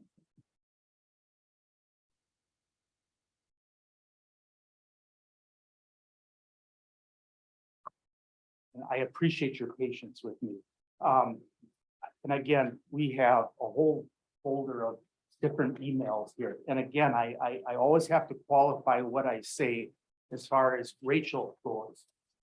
But I'm looking at one paragraph here. Well, quite frankly, where Rachel switched positions 3 different times as to on something, what, in my opinion, is a very simple question as far as whether or not we need a conditional use permit. There's one email here. And please bear with me, where she literally says, "I'm sorry, I initially thought it was one way, but now I believe it's another way, but there are old copies of the ordinance still floating around that I read before I came to the final conclusion." And certainly those are my words. I have that email here if I had enough time to pull it out of here. I have one here I'm looking at now where I was inquiring as to what is the classification of the building in question. And she really did a lot of work on here, and if I don't try your patience too much, she says, "I was assuming this is classified as an accessory structure because it seems to fit that definition. But now I do not think that makes sense because the maximum height for an accessory building is in the B3 zoning district is 35 feet, obviously lower than the existing building. So unless, I'm sorry, 15 feet. Thank you, Mary. That's why I brought her along. So unless you obtained a variance for that height limit, it was likely considered another principal building. And it goes back and forth like that endlessly, trying to figure out why state approved plans were not submitted before a building permit was issued, which is so clearly against state law and municipal ordinance. And we are left in this very precarious situation. We have made a value judgment here where we think that we need to hold Morton accountable. There were clearly mistakes made by Can I- town personnel, but I understand gonna- mistakes. Dispute that one. Good point. So I do want to remind you that this hearing is just on the charges, not on, I'm sorry. I'm sorry. just keep it to the charges Is itself. this technically the hearing? No, but I Okay. do want to keep him to the charges and not to his court situation. I guess the Just remind- bottom line is really, it's just that. If I could make a final point, and then I better just be quiet, maybe. So the decision of the board would be if we need to move this forward to a hearing and then go through the process of a hearing, giving a hearing notice and hold a special meeting for this hearing. And if I can close by saying this, I also recognize that at the particular time this was happening, there was a lot of changeover within the town.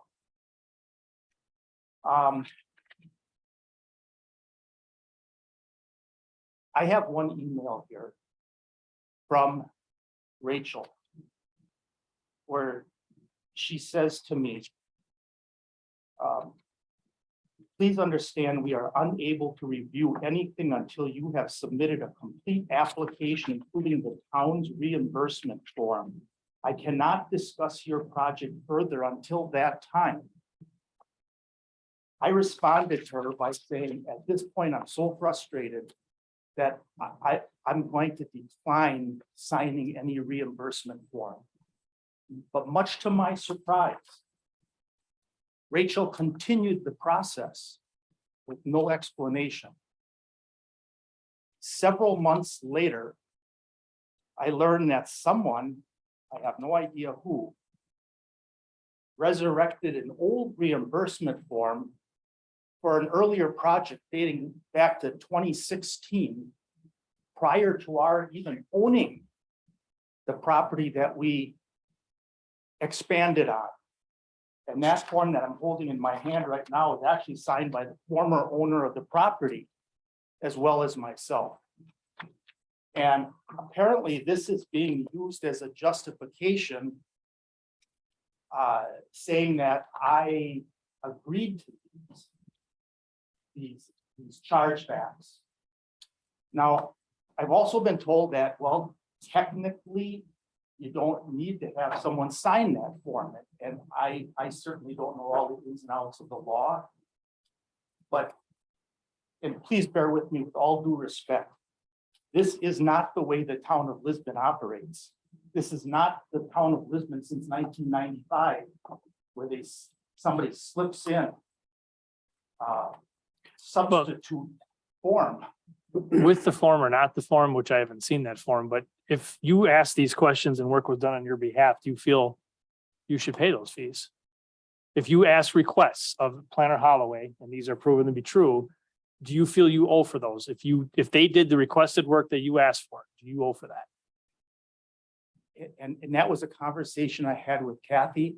I do believe that any of the services that she performed that were beneficial to us in moving ahead with our final building, I would pay them with or without any kind of reimbursement form. So if they were What- fact finding and they weren't beneficial, you don't feel you should pay for those? Yeah, I'm troubled with all of the rabbit trails and everything of her trying to figure out what went wrong with the permitting process prior to our most recent request. And again, I can't help it. I gotta point out $262 for our previous expansion versus $3,400 some dollars without the penalties. Do you know what the reason was behind some of that, though? We didn't always bill back for the fees like we should have been. Back in the day when you did this originally, a lot of those fees should have been billed back. They weren't. The Lisbon taxpayers paid those. We also had a retainer, I believe, for Yankee and Yankee. So it was a little different also because we didn't necessarily get billed per agenda item. I believe this is how it was. We just retained them. And it wasn't really broken down. We're now with new firms and such, it's changed.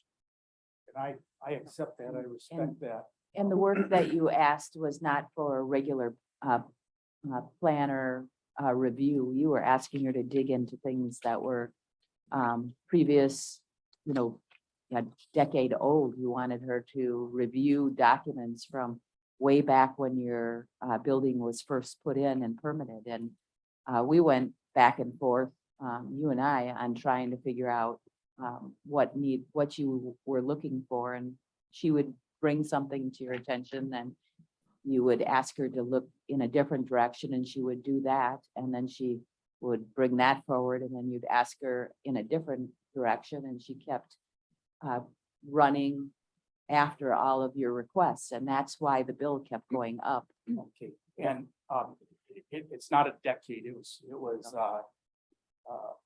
approximately 4 years. Oh, the building was put up 4 years before this started. Okay. Yeah, I about wasn't 4 here. years. And again, and Ms. Nicholas is totally correct. I was very persistent and quite frankly, it's a good thing I was. Because when she would go back, she would come back with a correction. Very apologetic, very polite, saying, I'm sorry, but I was wrong. This is what we have now. It's a good thing I was persistent. But again, without touching on some of the really touchy subjects here, I was asking her essentially what went wrong. And trust me, there's a lot that's wrong. And that's what she was trying to, I can't speak for her directly, but I know that our discussions, Rachel and my discussions really had a lot to do with, we couldn't figure out what he was asking was wrong. So to try to find something that we had no idea what you felt was wrong. And we're going on a wild goose chase, trying to find out, well, is this what you're looking for? Or is this what you're looking for? that costs a lot of time and the taxpayers or yourself need to pay for it. If I could address that very briefly. It's really not nearly as complicated as you're remembering it. Bottom line question was, what is the status that the town of Lisbon has put towards our building in question? That was the question. And do you know that as of tonight, I still don't have an answer from the town on that question. What is the status of our building? And the And town- again, have a with all due respect, Kathy, I've got an email from you when you attempted to answer that question as well. You have to bear with me. Maybe you can help me find it. So my research, I spoke with Chief Brom at the time and our building inspector and tried to gather information from them as well, because both of them were involved in this building. We also, in the middle of everything, changed storage facilities to conditional use permitted. And so grandfathering and conditional use for his storage building were done during that time. So code had changed in the middle as well. Can I, That's- Mr. Fillinger, can I just ask Yes, a sir. question so we can move this along? Yes, sir. Do you have a proposal for the board to consider tonight?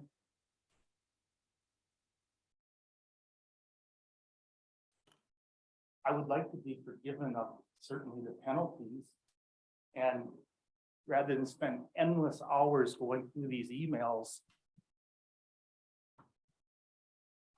can I pay half of the 30, whatever that number is, $3,400? There's no doubt in my mind that there were some productive things that were accomplished, and Mary and I would like to proceed with that final building.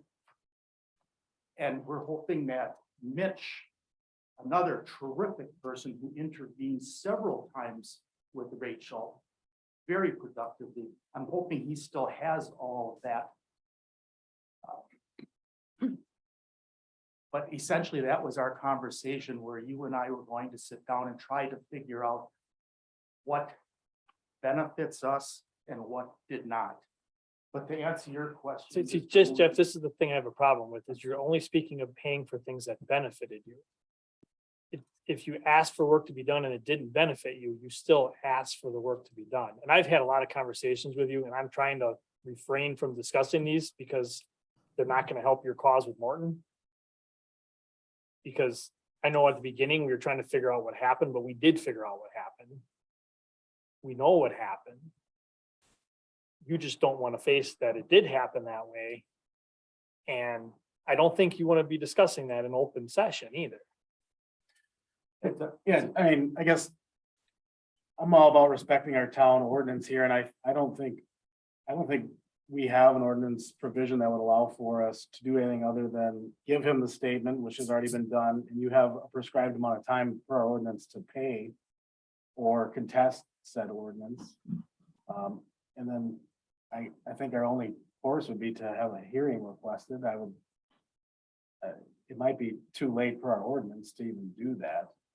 So, but I think it may be acceptable, given the graces of the town, deferred any kind of placement on the tax rolls and allow him This to year. file, either pay the invoice or file a hearing request.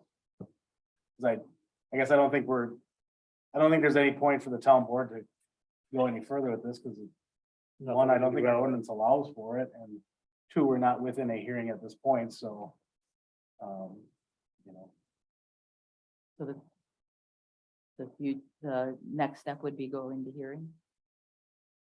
it sounds like the ordinance allows for the property owner to pay given in the amount of the right time, or to file for a hearing. So, In a timely manner. right, I guess my only contested part would be is that a timely request. I mean, we're way past the timely part, but I think it's also on the town, since we deferred placing any charges on tax roll. Right, So, on last year. Right. Last year's tax roll, thinking that he would either pay or ask for the hearing What is prior. what is the date of final? We have to have it to the county by the 15th of November. And this is a class one. Notice. If I'm placing something on the tax roll, I have to have it to the county by the. No, I mean for the hearing. Just says no, first class mail notice. Doesn't say what class, just says I have to give notice. So we have to post it. And give notice.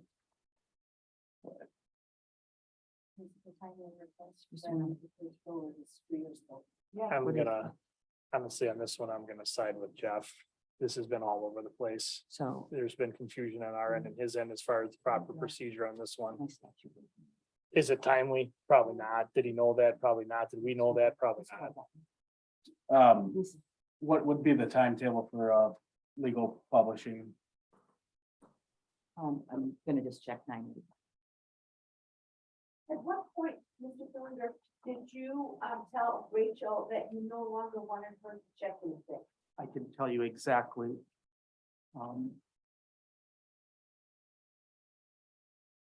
September 22nd, 2020. And it's in this email with more. That's certainly presented to you if you'd like to see it. Can I see those bills that were passed around? Wait,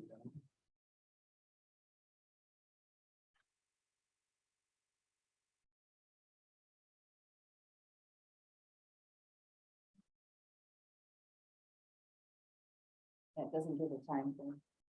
Just says we have to post within. It's not a class one and it's not a class two. So it would be just like a notice for a board meeting. And sorry, what was the, Within what was the 24 date hours. of tax roll placement? November 15th.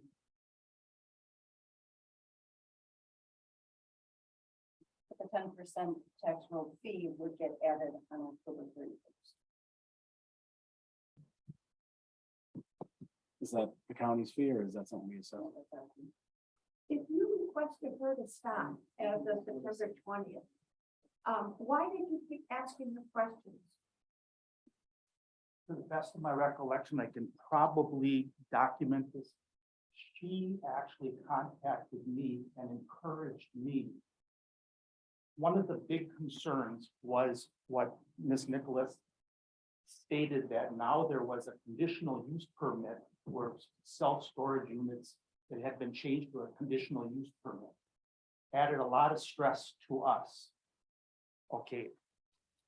She reached back to us, tried to calm our concerns by saying she does not think that that's going to enter into our final building and things like that. Again, I gotta say for about the 5th time, very polite, I understand that. but I understand that. she tried to keep the process.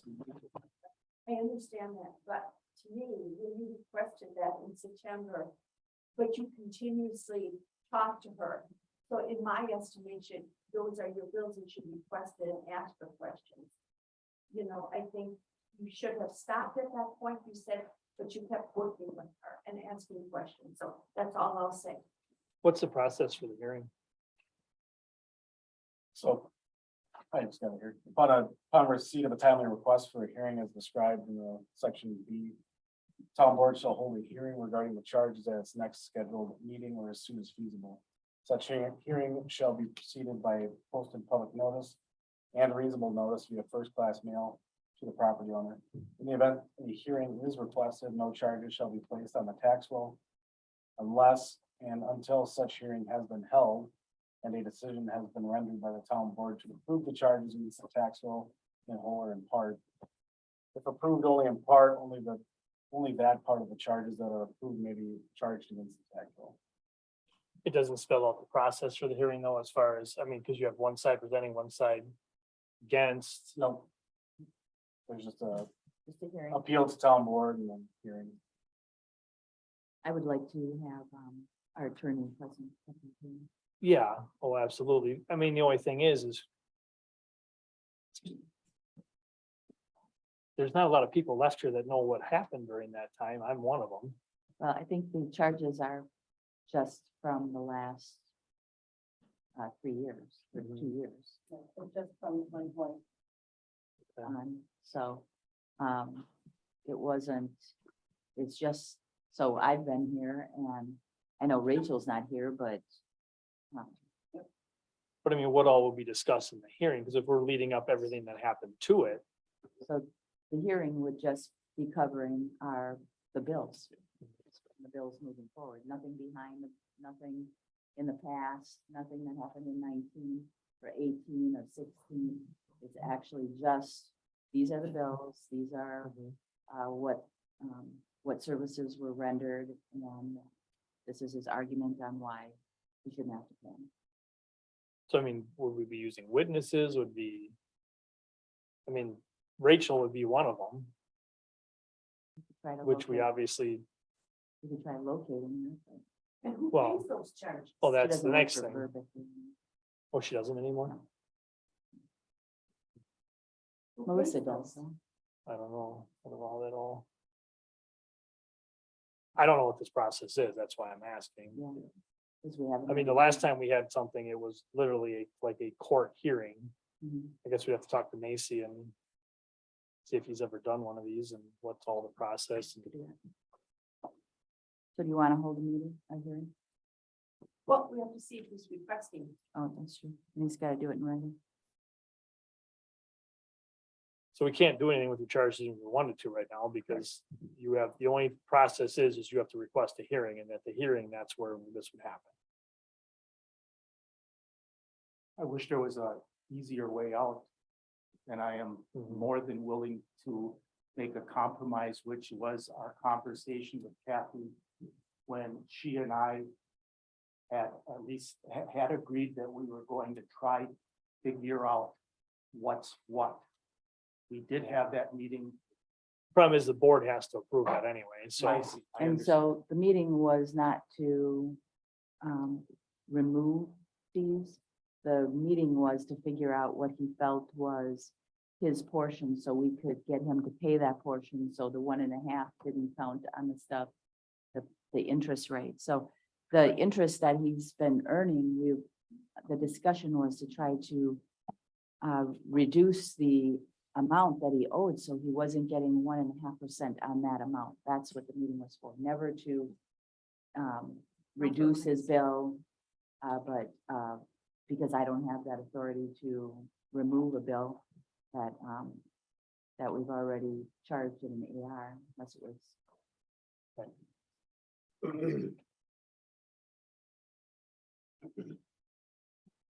If I could, yeah, I guess, I don't think we should hear any testimony or Any have any further? discussions any further until we can seek clarification. I think we can work administratively through our staff to get him an answer. I mean, we've already given him an answer. The bill is the answer. I think it's upon him to either do a proposal or a hearing.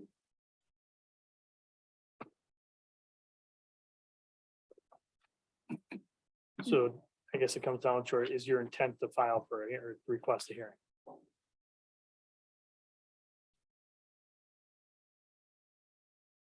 Come this far, yes. And there might be charges from that too. Is there? I don't know the I don't answer to know, that. I'm just saying, Okay, there might be. I don't know. I do not know the process. So we're gonna have Macy will come back with it, yeah. So next up, you'd have to provide a letter with your intent for a hearing.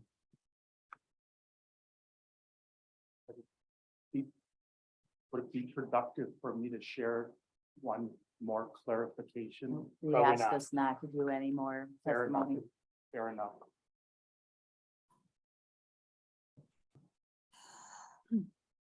So, Jeff, if you want to move forward on a hearing, then send a letter or an email to Elisa to get a hearing started, and we'll go through the process and set up a hearing date.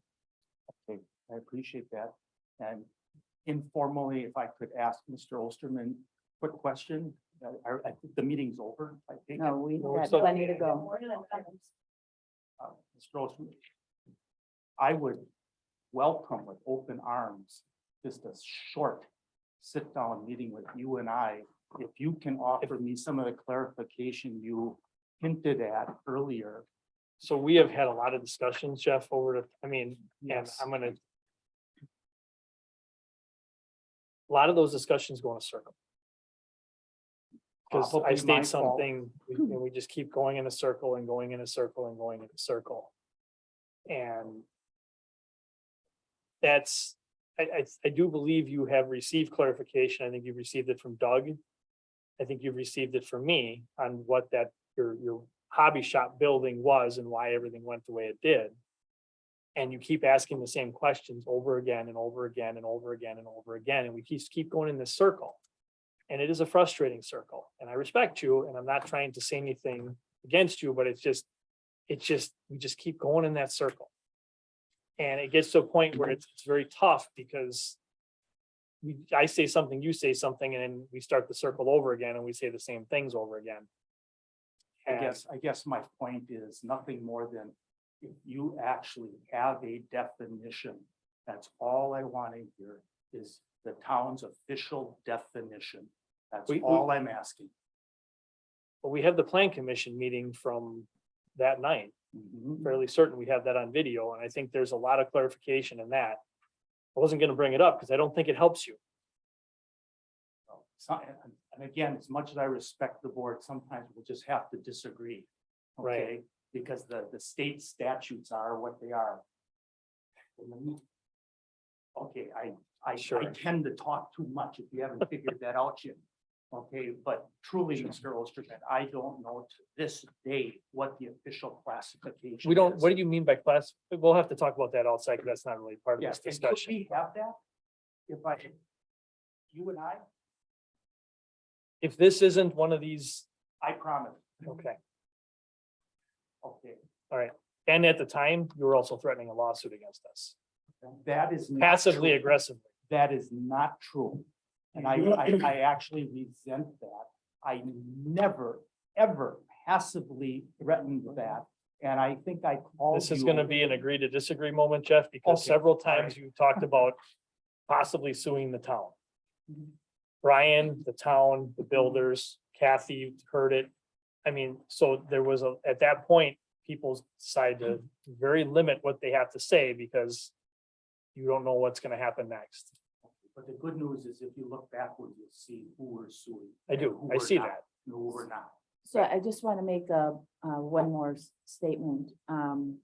October 31st is coming pretty quickly. If we don't hear from Mr. Fillinger on a request for a hearing before the 31st, do we go forward with our administrative fees and placing it on the tax roll? Because we did give him notice of it being placed on his tax roll. My opinion is we would, if we have no petition for a hearing, I would say that we need to follow our ordinance and go ahead and assess those. I agree. At least give us a date where we know what we need to be doing. Thank you. I picked up, is there a particular form that you want me to follow in making this request? I think it's simple. I can write Just a simple just a simple paragraph. paragraph. Yep. All right. I do appreciate your time. Thank you. Thanks. Thank you. All right, item D, discussion necessary action regarding new compost site contract for village and town of Martin. All right, so we spoke about this during our budget workshop. I have put together the exact same document that we've used the past few sessions. The change is Exhibit A, which places the number of the amount of wages at the current wage of our compost with a increase of 2%, both 24 and 25. And so that's the only major change in the. contract. Do we need to list those wages or just state whatever wages of the compost are those years? We state the hourly wage as $12.09 in 23, and if the proposed 2% increase is $12.33 for 24, and in 25, $12.58 for a proposed 2%. Right, but what if it's, what if this year we've given more than, But we started with the 2009. Are you saying that if something like to keep changes- it fluid, so that if the raise, just basically reference with hourly wages for the compost, if they're increased, I don't think anybody's gonna have any, So instead of that. specifically putting in the 2% increases, just put something in there that states that it follows the regular Right. percentage increases as the rest of the town, because we don't know where inflation's going the next 2 years. right? I'm happy to write that. That seem, You have any problem with that, Ron? Okay, Yeah, we can just do it much like the contract with the sheriff for the 5 years, but each year as a cost of service estimate, that's noticed to them. okay. And then the towns is identical. You want to bring it back for the next board meeting? With Linda, that change? next board meeting, bring it back with that change. Perfect.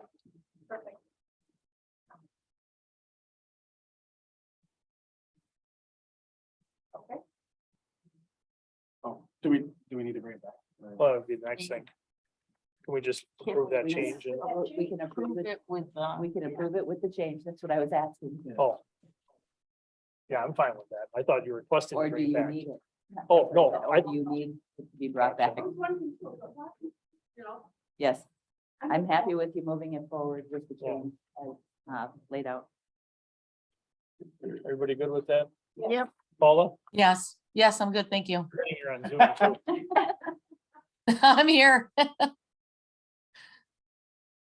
gotta have a little light on my side of my computer saying, remember, Paula's on Zoom. All right. Well, is there any questions, on any other part of the contract? Anything from Merton? Oh. We appreciate your support and cooperation. Does anyone wish to make a motion on this item? I'll make a motion that we, we approve the new compost site contract for the village and town of Merton with the Changes? wage stipulation. We're eliminating. Is there a Well, second? I'll second Whatever. as presented. So yeah, just the way, what we talked about. That's what this, you understand? I do. Okay. Any discussion? All in favor, say aye. Aye. Aye. Opposed? Motion carries 5-0. Thanks, guys.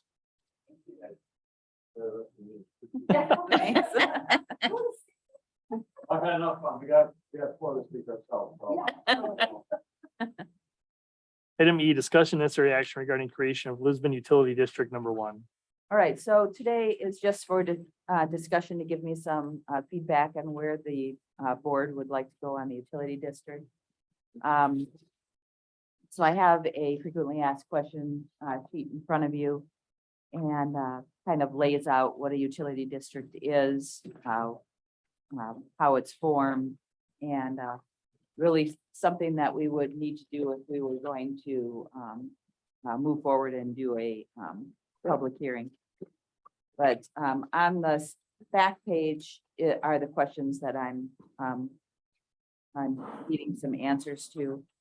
If you make the decision to move forward on the timeline, so our first thing we'd have to do for the utility district, first of all, let me start. The reason why we'd be looking at doing the utility district is because as soon as we become incorporated, the sanitary district is dissolved automatically. And then all the assets go to the town.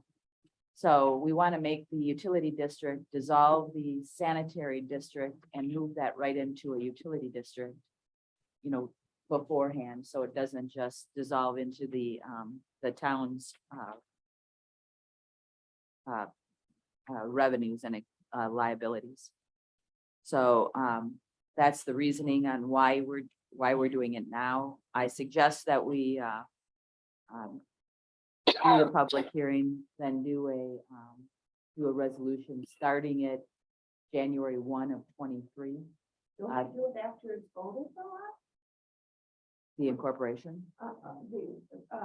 To become a village, it has to be voted on the 10th, doesn't it?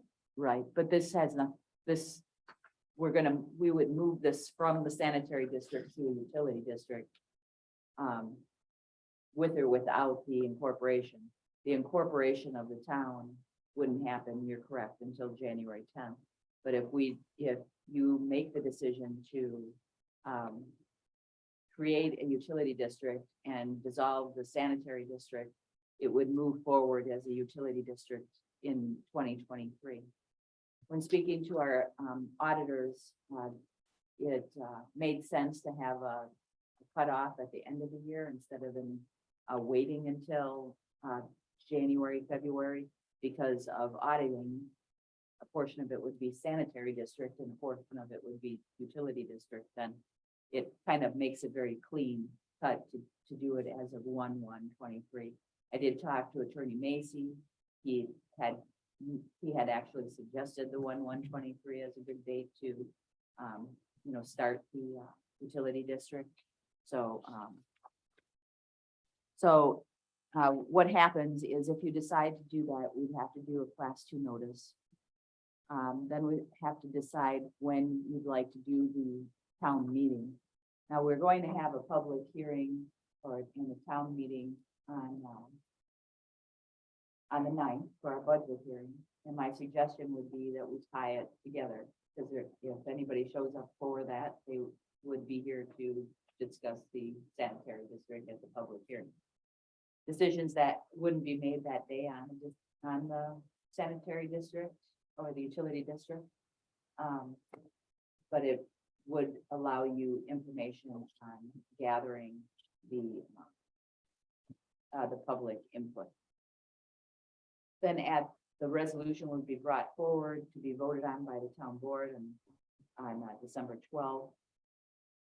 And at that time, that resolution would create the utility district, dissolve the sanitary district, move all assets and liabilities to the utility district. And then you could make the decision if you're going to appoint an administrator for that utility district. You can, and then that utility district would start 1/1/23. So the discussions I've had was to keep Mike Sargent as our administrator for the sanitary district, continue that moving forward. For a year, you had mentioned, or is it open-ended? Well, it's open-ended. The board would have to make the decision at that time. The big question would be for the town, if you wanted to move forward on this, do you want it to be, the town board would then be in charge of the utility district? Or do you want to create a utility district commission? So a lot of the towns and villages have just brought it into our regular town meetings, the town or village board meetings. And the board is the same. It's not a separate commission. Some do keep a commission and appoint a commission. You could appoint a commissioner. The chair of the commission of the utility district would be one of your board members, for example. A village board member would be the chair. So, or we could just keep it within the town, and that's worked very well in Summit. It's worked in a few other locations as well that I did some research on. But I'm not sure the direction you want to go in actually the creation of the governance. If the governance would just be the town board, or the governance would be a utility. We'd essentially be creating this and then recreating it once we're a village, then, correct? I mean, we'd have to, like, if we just kept the town board as of January 1, when we incorporate into a village, we could change up and decide what we wanted to do at that point. Yeah. rather absolutely. than just create a commission for 3 months and then, You could do it that way. um, So you I could, myself have an issue, because especially the town meetings, if we have there as part of this meeting, it's gonna be very, very long. it's gonna be too long. I think, and actually, if, I've always thought that Mike should be part of it because he knows so much.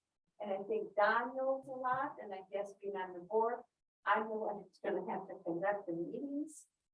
You know, I guess that's the only thing to do, but then we have two other people. And I don't think Dennis or Mark are gonna be it, especially where they're not getting paid. That's. Well, if we make it the town board, it wouldn't, Pardon? if we made it the town board, they wouldn't be in. it would just be the town board. would be Oh, I in. know that, so just the town board. If we have a supplemental coming off of it, which I don't think it should be the town board, unless you want a special meeting for the sewer district.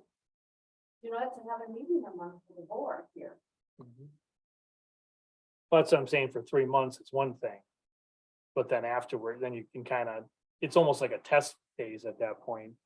If you had the town board do it for 3 months, see what's thought of at that point, then if it You'd be isn't looking working. at restructuring your parks and your park committee and all of those will be discussed. As soon as you become a village, if you want to make changes. I mean, you could set up as more committee level. Right. Where a town board member becomes the chair of the park committee, a town board Yeah. is the Right. member, if you wanted to do a utility district. You know, then, then they report back, May I jump in and ask a question? absolutely. Would there be any associated cost if we did that as a separate entity? If they're commissioned, they would get paid. And how many would need to make up a commission? Would it be one person or would there be a committee of people? What does that look like, Kathy? 5 or 7. 7 is committed, 3, we've always had 3. It could be 3, 5, or 7 according to statute. Okay. Well, just something to keep in mind is, yeah, I think we'll have a period to play with it a little, Joe. I agree. I think, but we need to think about that too, because to your point, if it's the, the sewer commission, the parks commission, all the other commissions, I think we need to be mindful of that too, moving forward. Well, with the assets that the sanitary district has, does that go in the utility district money, or it's not gonna go in the funds of the town? Correct. By creating the utility district, that'll keep it all separate. So everything that moves, that's in the sanitary district, would move to the utility district. So all contracts would continue with the utility district. Everything you set up now until the end of the year, prepping for the budget for 2023, it would be the utility district's 2023 budget, and we would move forward on it as such. Because I know you talked to Mike, that we're not privy to all of that. I would like to sit down with you to have you tell me what you have guys have talked about. Sure. Okay, Anytime you want to chat, give Both. me a call. because I found out the other night that Mike and Herb been sitting and they've been talking about what to do with the district inside and the policies and stuff like that. Am I correct? That's correct. I need to have like the policy manual so that I know what to write for chapter 45, which is So I would, what we would start with, and I would just like to know what that's all about, just to keep updated. That's all. most of it is just what I discussed. The only thing we haven't made any discussion with Mike that I didn't just mention here. It's just, we have to go through. I haven't received the information from Mike on all your policies and procedures. We don't have anything in our code for that, so I'd have to write chapter 45 for that. I have paid attention at the meetings, and a lot of times I'm asking them questions on historical, how this has happened in the past and such, just so that I have a grasp and understanding. But and I talked to him about staying on, so then we didn't, the office wouldn't have to suddenly learn how to do billing right off the bat in January. So, so you're saying that Mike's staying on, but he's still gonna continue to send the 3-month bill out and pay the bill? That would be my suggestion to the board. So it was a discussion I had if he would. consider it. I think that's a great idea, actually, because if there's a lot that's gonna be happening next year, Exactly. and I don't think bringing in all this stuff in and with everything that's gonna be happening new is gonna be a phenomenal idea. Mike does a good job. I've been to a lot of these meetings. Kathy's gone to a lot of these meetings. His knowledge is very good. I gotta say, I'm pretty impressed with Mike. Yes. Especially when, what really was the big turn, I think, is when Don and Kunkel came in. It seemed like a lot more got done a lot quicker. Some of our old engineering firms, I tell you, they found more ways to Oh, yeah. drag things out. And they're old, but he's bigger. Yeah, that one was the worst. So we had, we have. The nice thing is we use the same, engineer for the board as well as for, That is valid. for the sanitary district, utility district, so it's not a change there. We use both the sanitary district and the town uses the same attorney, so it's an easy transition. I have a more administrative question. Should we create a town utility district? Would we have to make an amendment to our incorporation petition? Not at all. And I don't know if this is a silly question or not, but if we do create these commissions, are they in control of their own budget, or does the town or the village at that point still approve those budgets? How does that piece of it work? So they don't have any power to any jurisdiction to tax, under taxation.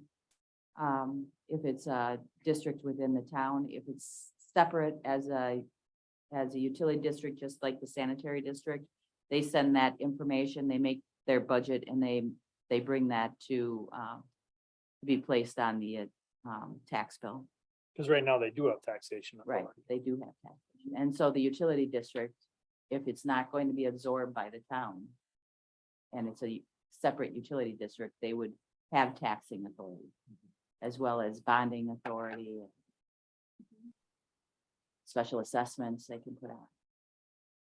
So that removes it from this purview and puts it into their own purview at that point. So they could increase taxes along the way if they so chose.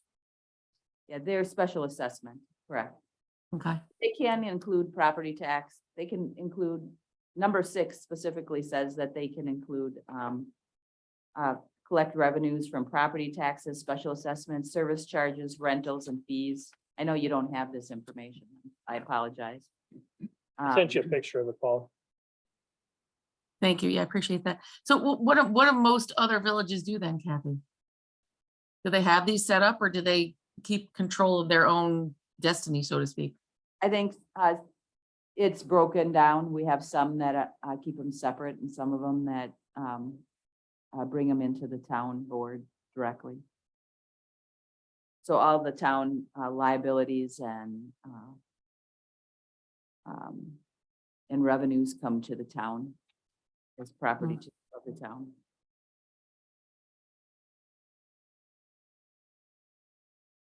What my suggestion is to maintain it separately from the town accounts, though.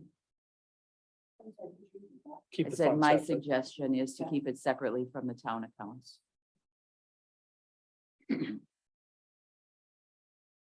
So some of this is gonna come down to is what do we want this board to look like? All right, so do you want the town board to manage the affairs of the district, or choose and create a management board? Personally, not that I want another meeting, but I think for the next year, I think the board needs to learn how this all works. I mean, Linda knows, I know, but the rest of the board has not been to these meetings in a while. I don't know last time you've been to one, but Right, no, I don't know anything about. I think everybody needs to understand it. And I think the best way to do that is to be involved. Mhm. But it doesn't mean it's gotta stay that way with a village, but I don't think we're getting it done in a board meeting, though. Getting with them? In the middle of a board meeting, having this, Oh. I don't think that's any yeah, chance have at to have a all. Sanitary district meeting, Yeah, I mean, utility board. right. Or if it's just 3 people, but Mhm. I mean, it's a whole different makeup at that point. I mean, Mike does a lot of the work. I know Linda, you review all the bills. But Dolner's been the head of, I mean, he's constantly involved. Right, but this is just, he has always said that he won't be on. Right, I know, but I'm just saying it's during the month. It's not like it ended. It's not like his job just ended. I mean, he was always involved. I mean, he's on a, not, I don't want to say daily, but it might be. Yeah. I mean, there's been a lot to it where he's been in the middle of it. Quite frankly, you don't have time for that. No. I I don't know if I have time for that. I don't. No, I agree that this board already does quite a bit and, you know, kind of being the new kid on the block, just looking at how this can grow for this group, which I think would be not a great idea, but then giving a lot of autonomy away to other people. And, you know, I don't know a lot of the folks you're talking about personally that we know and we trust, but, you know, I think we also need to consider moving forward, you know, who's going to get on these things and take a piece of that. I don't know, take a piece of it away or just, you know, be at loggerheads with what the town thinks. I don't know. I agree, Joe. I think we have more discussion on this. It's a conundrum. It's We only don't- when someone in the district who's on the board, you don't go outside the district. What are we gonna do when Exactly. the Except- board doesn't have some? Yeah, Exactly. so as a town board, you represent the whole town, and that is part of the sanitary district. The people that reside in the sanitary district. That's why it can be the board. Because you represent, you're elected by all of those people in the sanitary district or utility district in the future, so. The You don't board's have to elected, live in commission's the appointed. utility district to, Pardon? Board's elected, commission's appointed. right? Well, I know, the board of all these people appointed us. Right. Nothing. Right, but we give away some of our, if you could see me, I'm air quoting power, you know, if we make the commission, I don't know, more discussion is definitely necessary, I think. And I am home now, just to let you guys know, so I do have dogs, so I will apologize in advance if somebody walks by or they get spooked by something and they bark, so just FYI. I mean, if the only problem is with some of this discussion is if the 26th is the date you want to use, we're out of time. Yeah. If we have to put notice out within Right. 2 days. Then what do So- you think, Joe? I mean, it's just for a public hearing though, too. It's not like it's a final. It's just a public hearing, and then December, we need to come back in December with a resolution. So we have some time. We could have, so at the public hearing, at that point, is all the evidence or everything, not evidence, but everything has to be discussed there. Just the moving of the utility district. I Creation mean- of the utility district. It doesn't have to have it does not have to have chapter 45 written at that point, the creation. It's better to have it in the ordinance. But I mean, when we need to do it give in the December. people, I mean, let's say somebody actually shows up at the budget meeting. Which you hope they do. God, it'd be nice if they would, but they historically don't. We have to give them some kind of outline of how it's gonna work. And then if it substantially changes, do we have to have another public hearing? Right. I guess that would be my question. Because telling them we're gonna have a 3-person board and it's this and this and this, and then all of a sudden in December, it's a 5-person board and it's that and that and that. Mhm. What is. Well, and the statute is, if you're going to change the district itself, it has to go back to public hearing. What do you change the district? If the district lines change, we're not doing that. All we're doing is, I just don't want to get anybody thinking that we're changing lines. We're using the exact same people that are in the district now, we're just moving them to the utility district. And that's important for everybody to know, because once you start talking about sewer and other open areas, you're going to have lots of calls and lots of people coming. So we can either have the public hearing then, or we could have the public hearing at the November, if you want to do it at the second November meeting. I think that's good. And then As soon as possible. do you want to, on November 9th, just so we can prepare, we spoke about having our town board meeting follow the public hearing for the budget and move through the 14th to not have to have a 14th meeting. Do you want to continue that, or should we do a meeting on the 14th, which is 3 days, 4 days? How long is the budget meeting gonna be? I wouldn't think too long. I mean, historically, Depending they're on- very quickly. Right. I think we were in it, done with about a half hour last year. Years ago. Not so much. No, not that one. But we didn't increase the tax We didn't then. rate at all. You didn't then either? Oh. I don't know what the Cog in the issue is. wheel. Yeah. Oh, so I think we could, looking at our things that we have to cover, I think we could easily do it on. I think the second meeting in November is a better idea personally. Okay. I'm okay with having everyone okay with having the board meeting at the budget meeting? Okay, but I think I would like to have that public hearing at the second meeting in got it. November. And then we can bring up some more specific questions and more information at the board meeting on the 9th. following the budget. Okay. Maybe an idea. So does anyone have any idea of what they'd like this board to look at? Or they need more time to think about it? I guess my questions would be. What powers would it be advantageous for the town board to retain us or to have a management board? I guess what would that actually look like? Is a management board made up of citizens? Or is We it made up of staff? whoever, oh, it'd have to be residents. So they have to be within the town. Yeah. So Yeah, do we have to recruit and find people for that? Is that going to be an issue, finding people to put on there then? If you made it 3 people, you could appoint 3 people from the town board. I'm volunteering Do that Linda too. already. Well, then what did we gain by not leaving it with the board with doing it that way then? It allows 2 people to not have to show up for the meeting. It's I I mean, if you're going to be there, you should be. don't wanna say being real honest. I don't want to say I want to make a decision on this, but it allows for people within the district to maybe want to be on it. If you leave it only with the town board, it's us. Mhm. I mean, I can think of a lot of pros and cons right now, but I guess I'd like to hear staff's opinion on it. I personally think you need to have 1 person outside the district. You can have 2 in there, but I think you need to have 1 outside too. I'm fine with a 5-person board, to be honest with you, but I don't think there's all that many issues there. My biggest thing is the day-to-day operations. I don't even think the board is all that. I don't say critical, I don't want to bring it down the importance, but that day-to-day operations of that sanitary district is very dependent on Dennis. I mean, I cannot tell you how dependent on Dennis this thing is. It's, I mean, who fills in for that? Exactly. I mean, who becomes the point person? Is it Joel? I mean, is it? That's, I Jody. think, Jody. I mean, is that more the issue than even the board?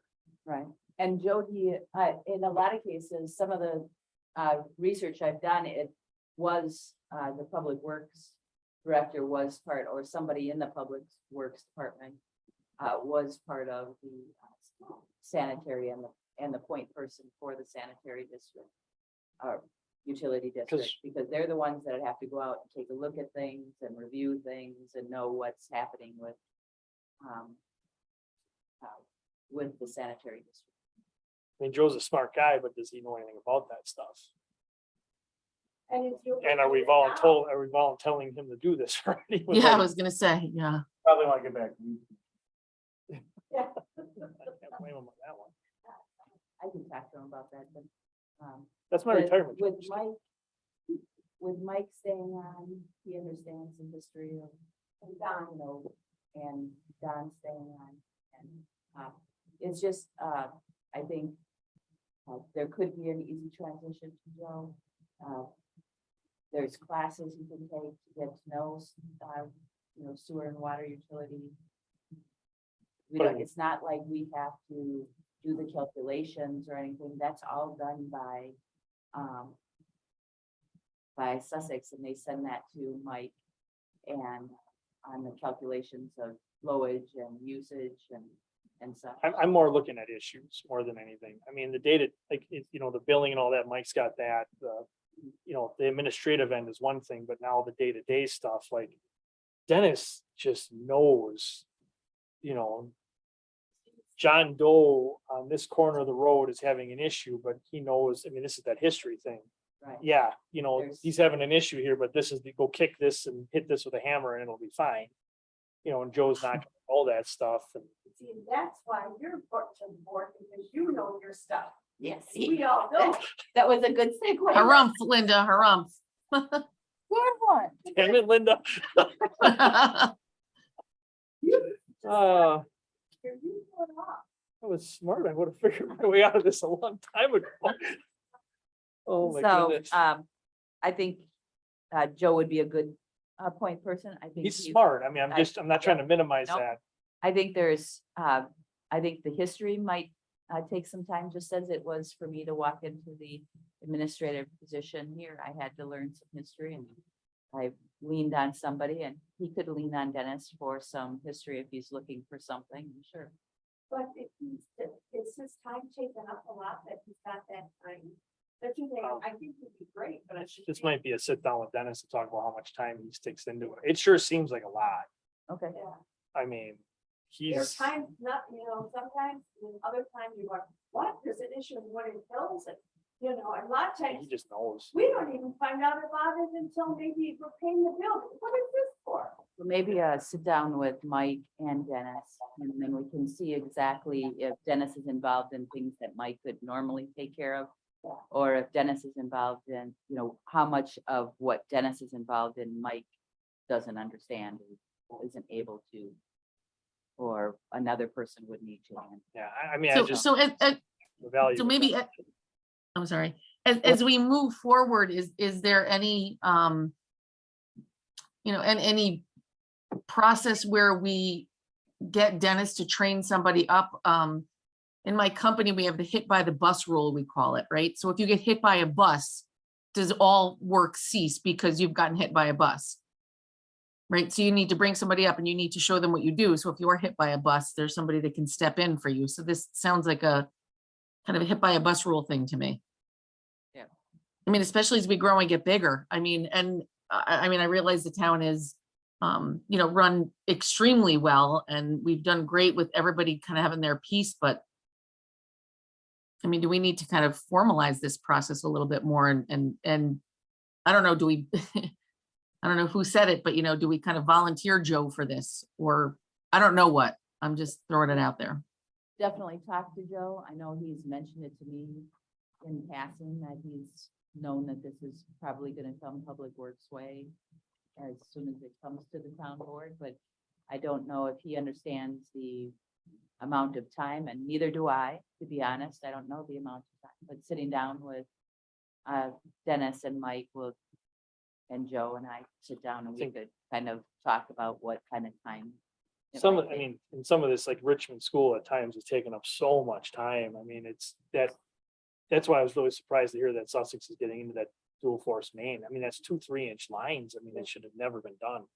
Minimum, that should have been 4s, but Exactly. I'm very surprised they're using those, to be honest. We don't even know how much damage is in those lines. Because remember, for a while there, they weren't putting the chemical in and it was degrading those lines and we had a, School was not cooperating. we had a yeah, 0.2 to 0.5 flow rate in those pipes for a while, which was horrible. So I will, one, set up a meeting with Dennis, Mike and Joe, myself to kind of go over process, what's done. I'll bring back to the 9th, on the 9th meeting, some pros and cons of the town taking on the governance or a management board, a commission type thing. And then of the ones that have a management board, are they everyone on the management board in the district, or is there one outside the district? Anything else?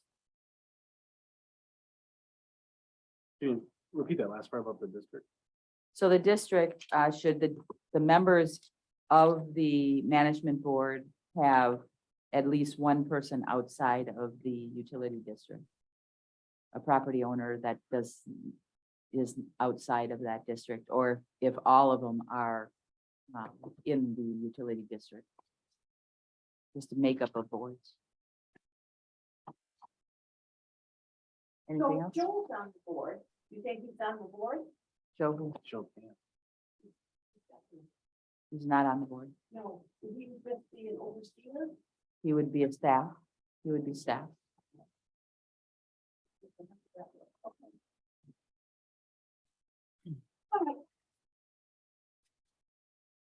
Anything else on this?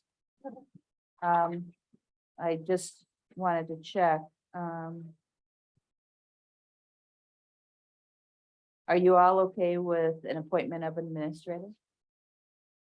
I'm not saying who it is, I'm just saying, when I write this up, will you appoint an administrator, or would you want the town clerk to do the minutes and, agenda? And then will all of the records be kept at the village hall, or be kept with the administrator? Because a lot of the records are kept with the administrator now. I would be in favor of the administrator. I guess what's the position either way? Of the administrator? Why have an administrator or why have the clerk do it? Well, so I've read in some cases they have an administrator. That's what our sanitary district has right now, is Mike as our administrator. And to keep it as status quo, bring Mike along as the administrator and continue on. He does the minutes, he does all the financials, he does all of the agendas as well. And he makes contacts with the attorney and with the engineer, kind of keeps all the There's so much that work. projects. Somebody here in the office, how are they gonna know all this? It's gonna In- take Right, years. It took Mike a in- long time. right. In some cases, they have the other municipalities that the town board, it was under town board control. It was the town clerk that did the agenda, the minutes, and it's not to say that you can't have an administrator still do the finances and the day-to-day operations. It's just that the town clerk would be, if you're gonna keep it at the town board level, would you want, not making friends, town clerk, be responsible for something. Those were two options that I saw when I did some research on other municipalities that went from a sanitary district to a utility district. Some kept named the clerk of the utility district, the town clerk, and others named somebody outside to do that work. So if you're good with an administrator to keep status quo, I'm fine with that as well. I We can always change it, right? could change it. Yep. Remember, it's Is the administrator through sanitary district a paid position? Yes. He gets paid, I'm trying to think. how much. hourly I think it's 8 hours. for the time that he puts in. Yeah. Like this last bill, because he did a lot of, it's almost, I think, almost $3,000. Yeah, I mean, Because his office does, he gets paid the most, and then there's unbelievable, Well, that's just, I think we should have an administrator, but is he gonna do the billing, or are we paying an assistant of his to do the billing? Yes, I think his assistant does the billing Yes. at this point. and they charge us less when she does that.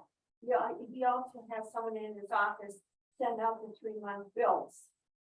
And he doesn't do that because we pay him the most.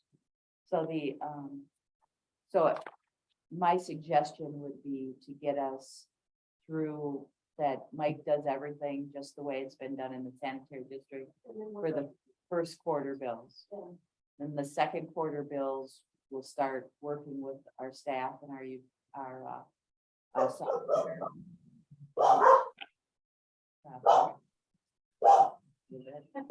Afraid dogs. Sorry, No problem. I'll mute. Have a good The, speaker system. The, Do we have to buy a mod? and the sanitary district has that new budget. Oh, $16,000 with the training as well.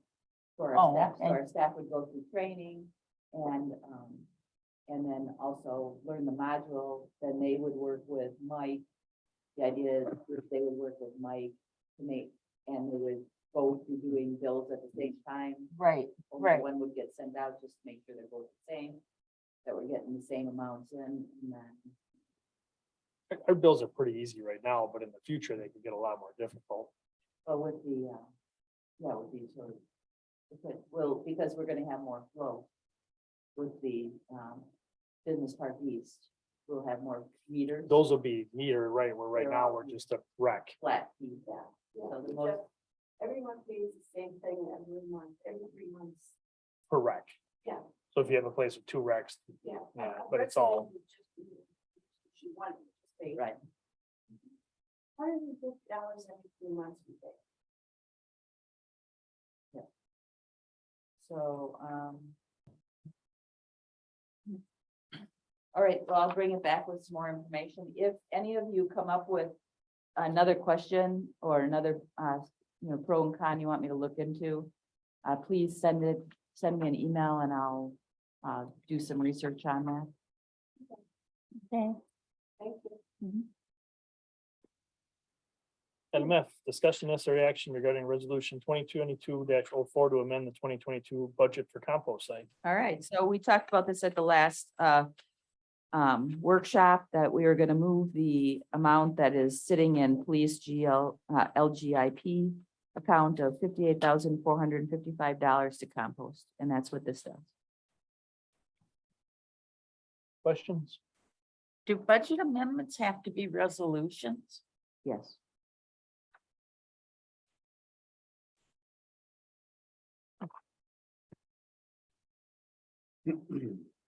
Anything for you, Paula? Oh, let No, I'm me- good. Thank you, Joe. I've always done resolutions. You can do a straight motion, but a resolution gives us a good documentation. And that's why we do a resolution. I apologize. I shouldn't have said yes on it. Probably. Everybody in favor of this? I mean, any questions? No, Is there a motion? I'll make a motion. We adopt resolution 2022-04. Is there a second? Second by Mark. Final discussion? All in favor, say aye. Aye. Aye. Motion carries 5-0. Item G, discussion necessary action regarding possible letter We Energies related to power outages and dead trees on private property. All right, so we've had a lot of complaints about our power outages, and we had a resident call and ask us to send letters to all of our town residents to ask them to remove dead trees in their yard that are anywhere near a power line. And as the information states, I told them we don't have any ordinance that allows us to do such. I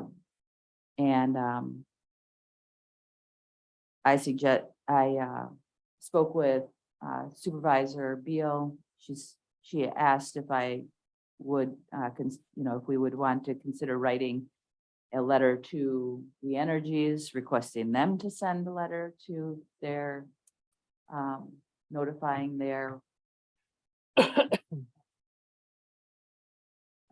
customers that they should notify them if they have dead trees within a 10-foot path.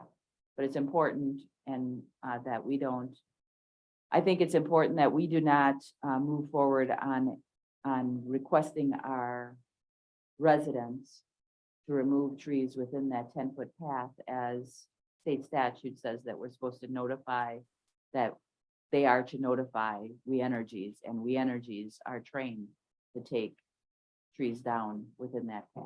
And so I'd hate to have that liability in the town. So the question is, are you interested in a letter being sent to We Energies or to our residents directly?